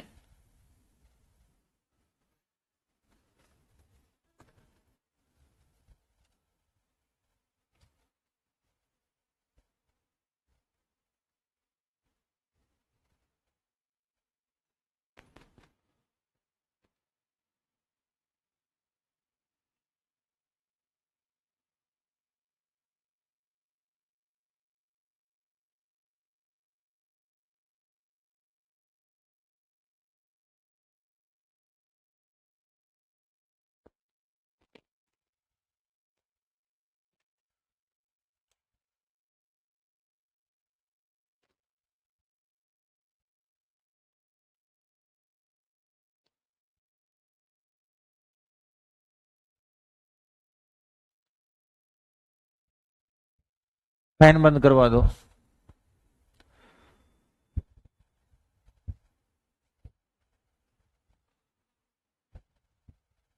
मुझे सफोकेशन हो रही है, आप लोगों को ठंडी लग रही है, गजब। इस दरवाजा खुलवाओ यार, ये दरवाजा खुलवाओ, और ये पंखा बंद करो तुरंत तुरंत तुरंत, खोल दो बेटा, ऑक्सीजन है ही नहीं क्लास में।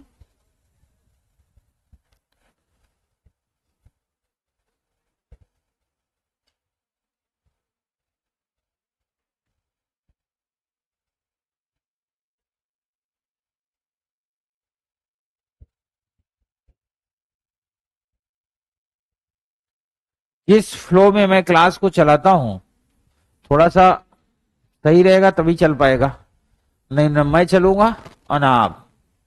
ये हो गया, रेडी फॉर द नेक्स्ट। अगला क्वेश्चन मैं बोल रहा हूं, उसको आप अटेम्प्ट करेंगे, और याद रहे कोई आंसर बताएगा नहीं, मैं पूछूंगा वही आंसर बताएगा।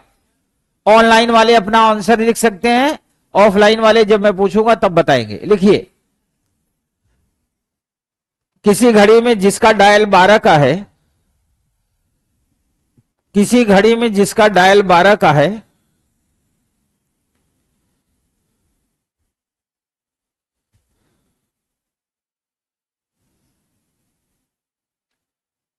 किसी घड़ी में जिसका डायल 12 का है, 2 बजे से 3 बजे के बीच वह कौन सा समय होगा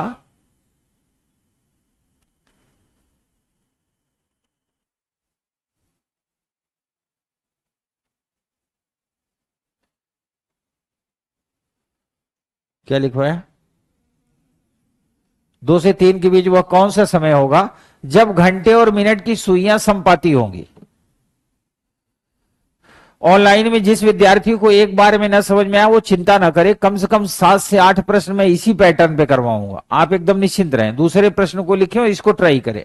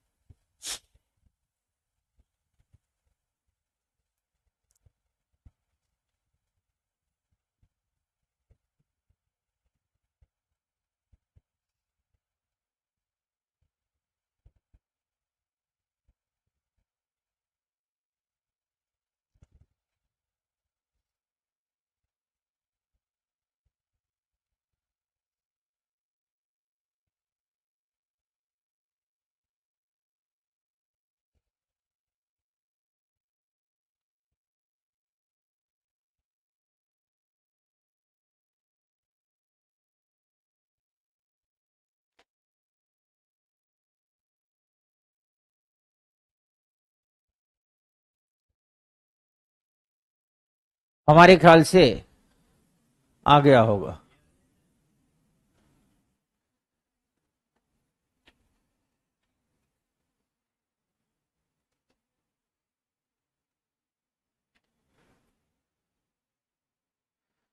अब आपने हल किया होगा। अब किसी की कॉपी में कटिंग नहीं होनी चाहिए, किसी की कॉपी में कटिंग नहीं होनी चाहिए इस सवाल में, याद रखना। अब मैं कुछ ऑप्शन लिख रहा हूं बोर्ड पर, अगर आपके ऑप्शन इनमें से हैं तो ठीक है, नहीं है तो आप बताना।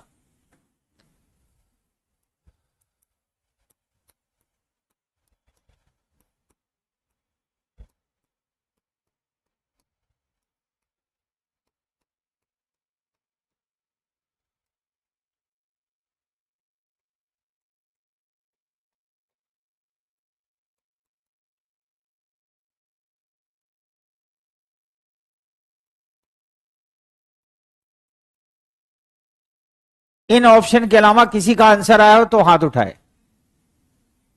कितना आया था? अच्छा, इनके अलावा किसी का आंसर आया हो तो हाथ उठाइए। ठीक है, बाद में ना कहना सर मेरा सही था। हाँ, कितना है बेटा?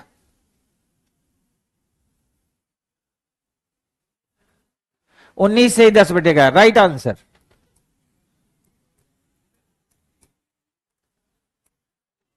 हाँ, वो बच्चा कौन था? आप कितना आया? 11 से 10/10।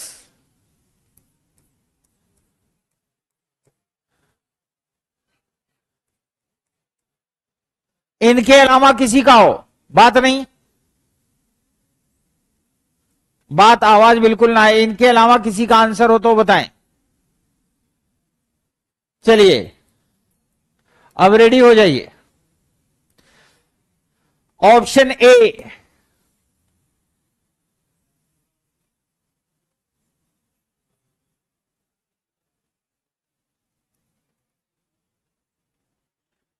Option A is the right answer.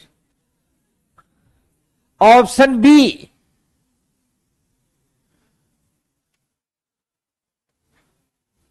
ठीक है। ऑप्शन सी, उठाओ।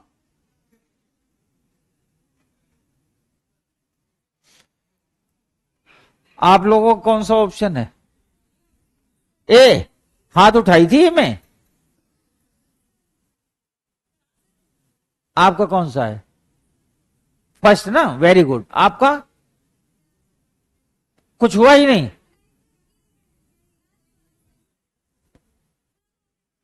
सब एक दूसरे की कॉपी देखो, जो जिसके बगल में बैठा है देखो, सब एक दूसरे के देखो। अगर कोई अपनी कॉपी में कटिंग किया हो तो मान के चलना कि उसका खतरनाक ऑप्शन ही था। ठीक है, सब देख लो, और झगड़ा मत करना, झगड़ा नहीं। इधर देखो, ऑप्शन डी।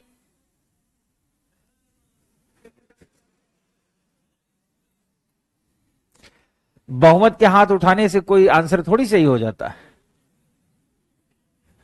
ऑप्शन ई,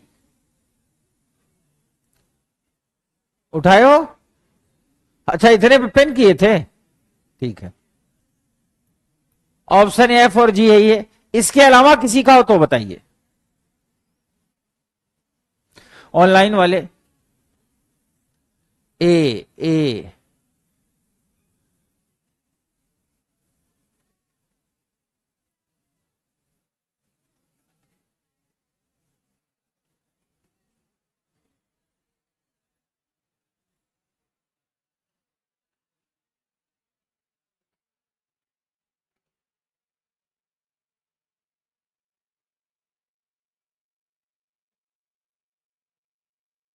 अब आप मेरी बात सुनो।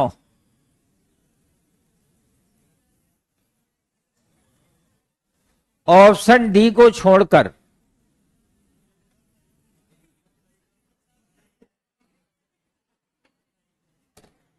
जिनका भी आंसर ऑप्शन डी छोड़ के कुछ और आया है, इस होली, अब जो होली आने वाली है, जिस स्कूल में पढ़े हो, होलिका वहीं जलाना। ठीक है, इधर देखिए।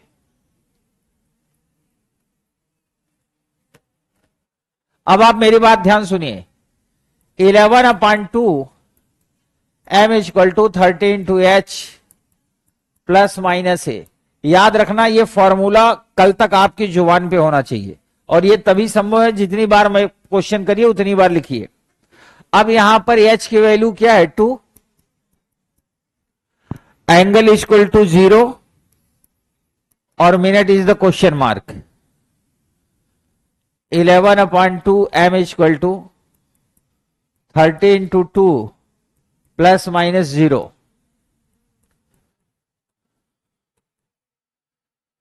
60 गुणित 2/120 अब आपको मैं 120 में 11 से भाग देना सिखाता हूं। यही दिन देखना बाकी रह गया था। ठीक है, अब ये 11 दो अंकों में है तो 2 अंक इधर भी लेने पड़ेंगे।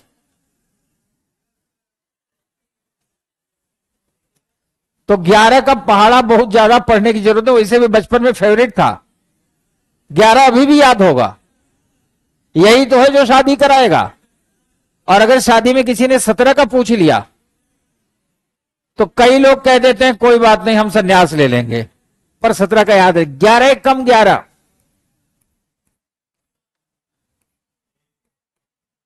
इतना आपने भी किया होगा, है ना। यहां तक संकट नहीं था। संकट आया जब ऊपर से 0 नीचे आया। अभी भी भाग नहीं हो रहा था, लोगों ने कहा यही अंत है ना। दरअसल इसका रूल ये होता है, अगर ऊपर से कोई डिजिट नीचे ड्रॉ की गई और भाग नहीं हो रहा है, विभाजित नहीं हो रहा, तो यह तब तक शेष नहीं घोषित होगा जब तक यहां, और अगर डेसिमल यानी दशमलव में भी निकालना है तो आप दशमलव का इस्तेमाल तब तक नहीं करेंगे जब तक यहां 0 नहीं ले जाएंगे। तो 10 भागफल, 10 शेषफल, और भाग किससे दिए हैं 11 से, तो हमारा आंसर हुआ 10/।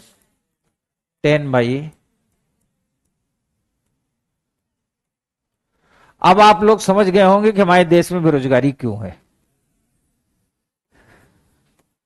2:10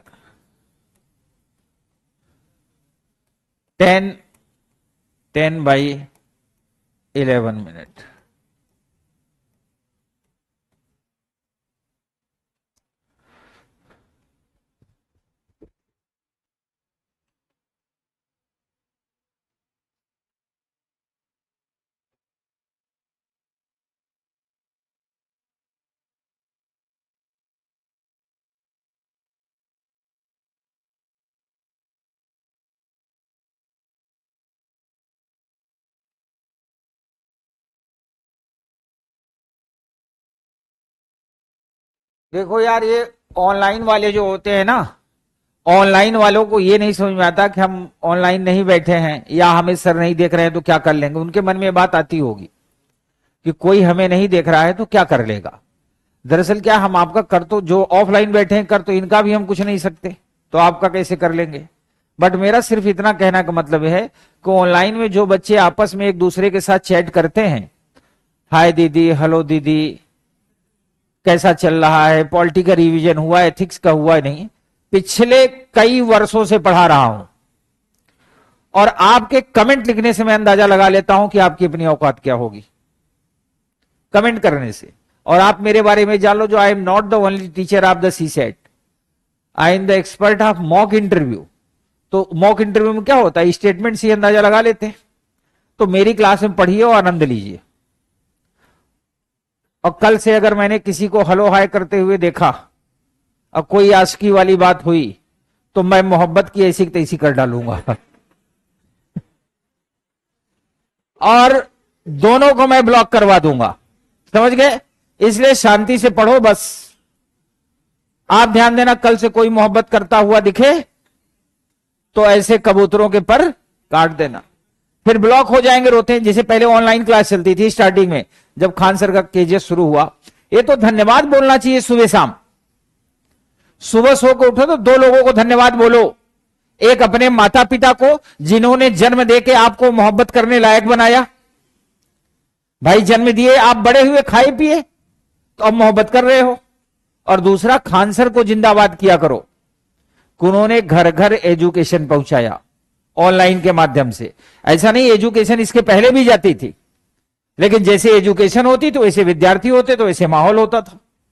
एक व्यक्ति पूरे देश में कश्मीर से कन्याकुमारी तक शिक्षा की मशाल लिए दौड़ रहा है, मिनिमम पैसे में, मैक्सिमम व्यवस्था देकर के पहुंचाने का प्रयास कर रहा है। तो सबको साथ देना चाहिए।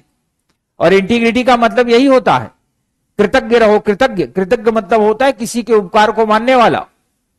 तो जब सुबह सो के उठो तो एक बार बड़े मन से कहो, खान सर जिंदाबाद। समझ गए? एक एक से बाबा हैं खलीफा। और इन बच्चों को यह नहीं पता कि मैं हवा में उड़ते हुए परिंदे के पर तक गिन लेता हूं, इनको अंदाजा ही नहीं है।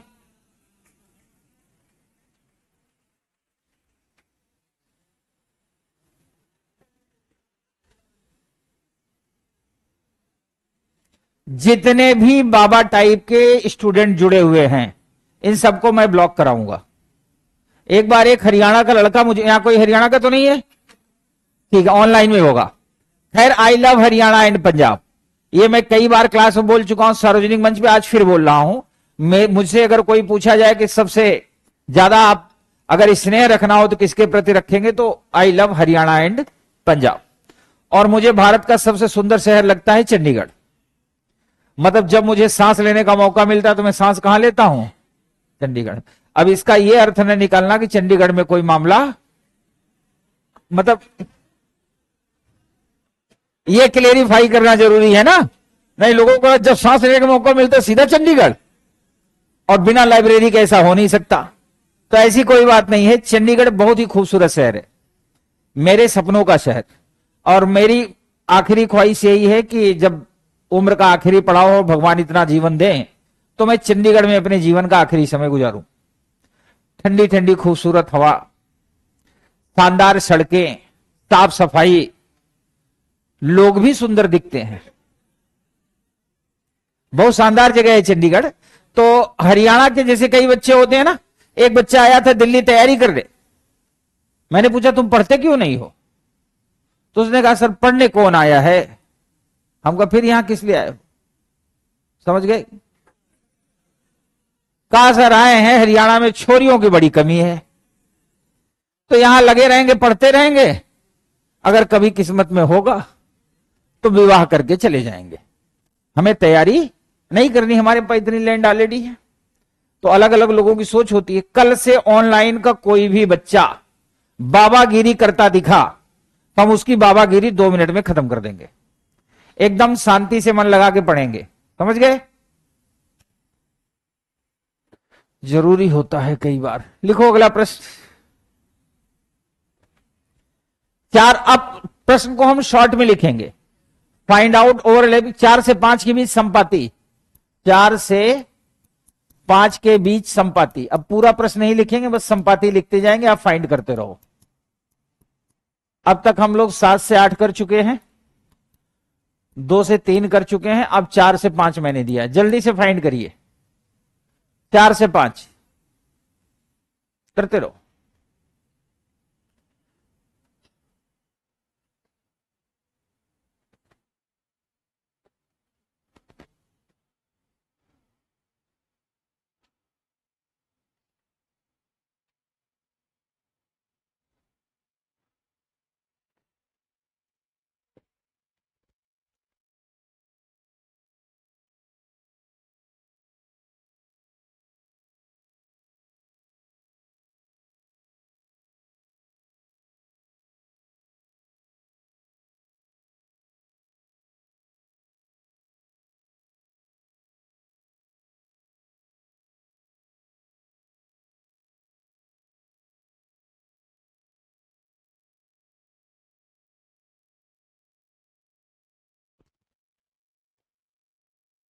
Eleven upon two M equal to 13 to H plus minus ए।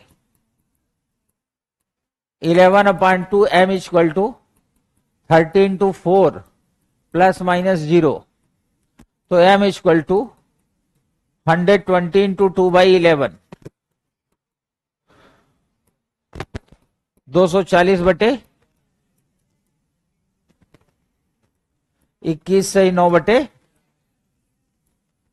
4:21 सही 9 बटे 11 मिनट। ठीक है, अब अगला प्रश्न आप फाइंड करेंगे 9 से 10। 9 से 10 कब संपाति होंगी?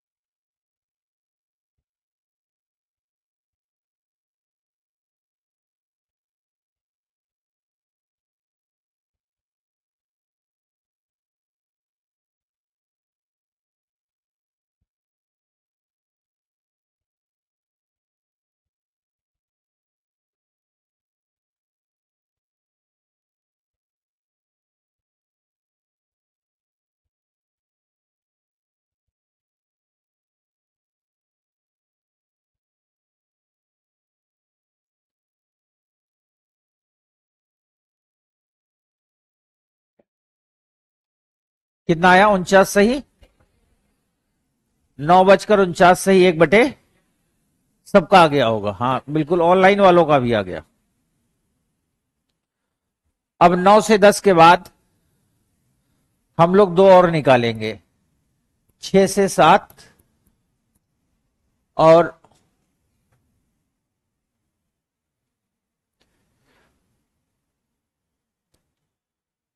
6 से 7 और 8 से 9, ये दोनों निकालने हैं। 6 से 7 और 8 से 9, तेजी तेजी।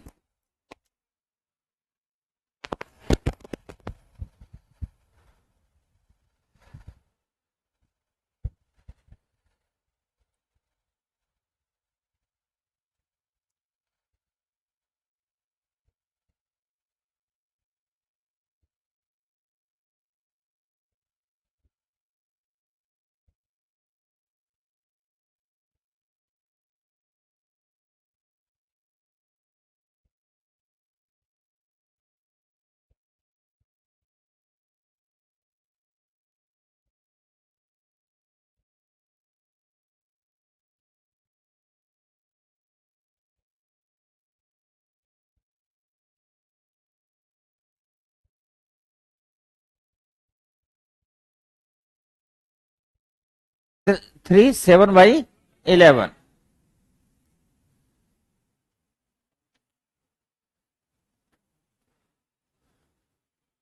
8 से 9 का 43 7/11। 8 से 9 मैं करा देता हूं बोर्ड पर।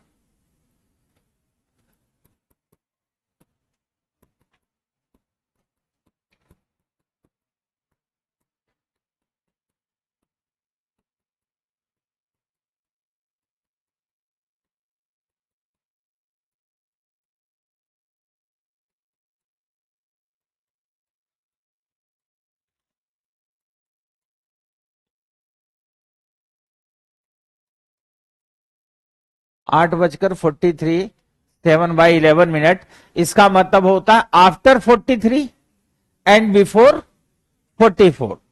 कई लोग टेस्ट सीरीज में या कई कई जगह संस्थानों में कई टीचर जो थोड़ा सा चाहते हैं कि स्टूडेंट बाबा बन जाएं, वो 43 7/11 this is the minute, they converted into the second.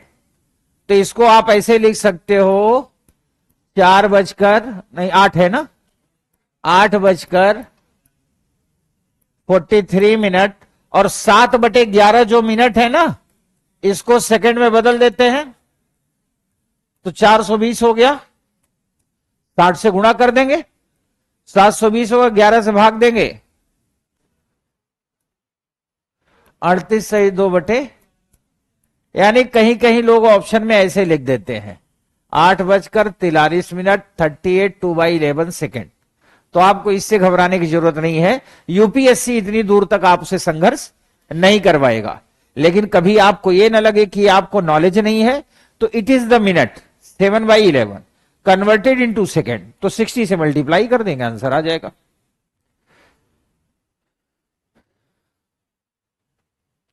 और आज का आखिरी प्रश्न, 11 से 12 के बीच, नहीं 11 से 12 तक, 11 से 12 तक वह कौन सा समय होगा जब घंटे और मिनट की सुइयां संपाती होंगी?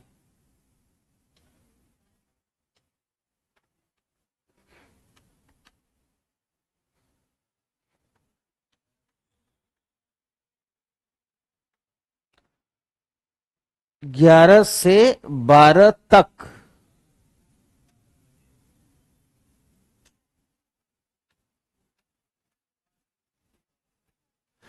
ग्यारह से 12 तक वह कौन सा समय होगा जब घंटे और मिनट की सुइयां संपाती होंगी, यदि घड़ी का डायल 12 का हो तो। ठीक है, 11/2 m equal to 13/2h plus minus A.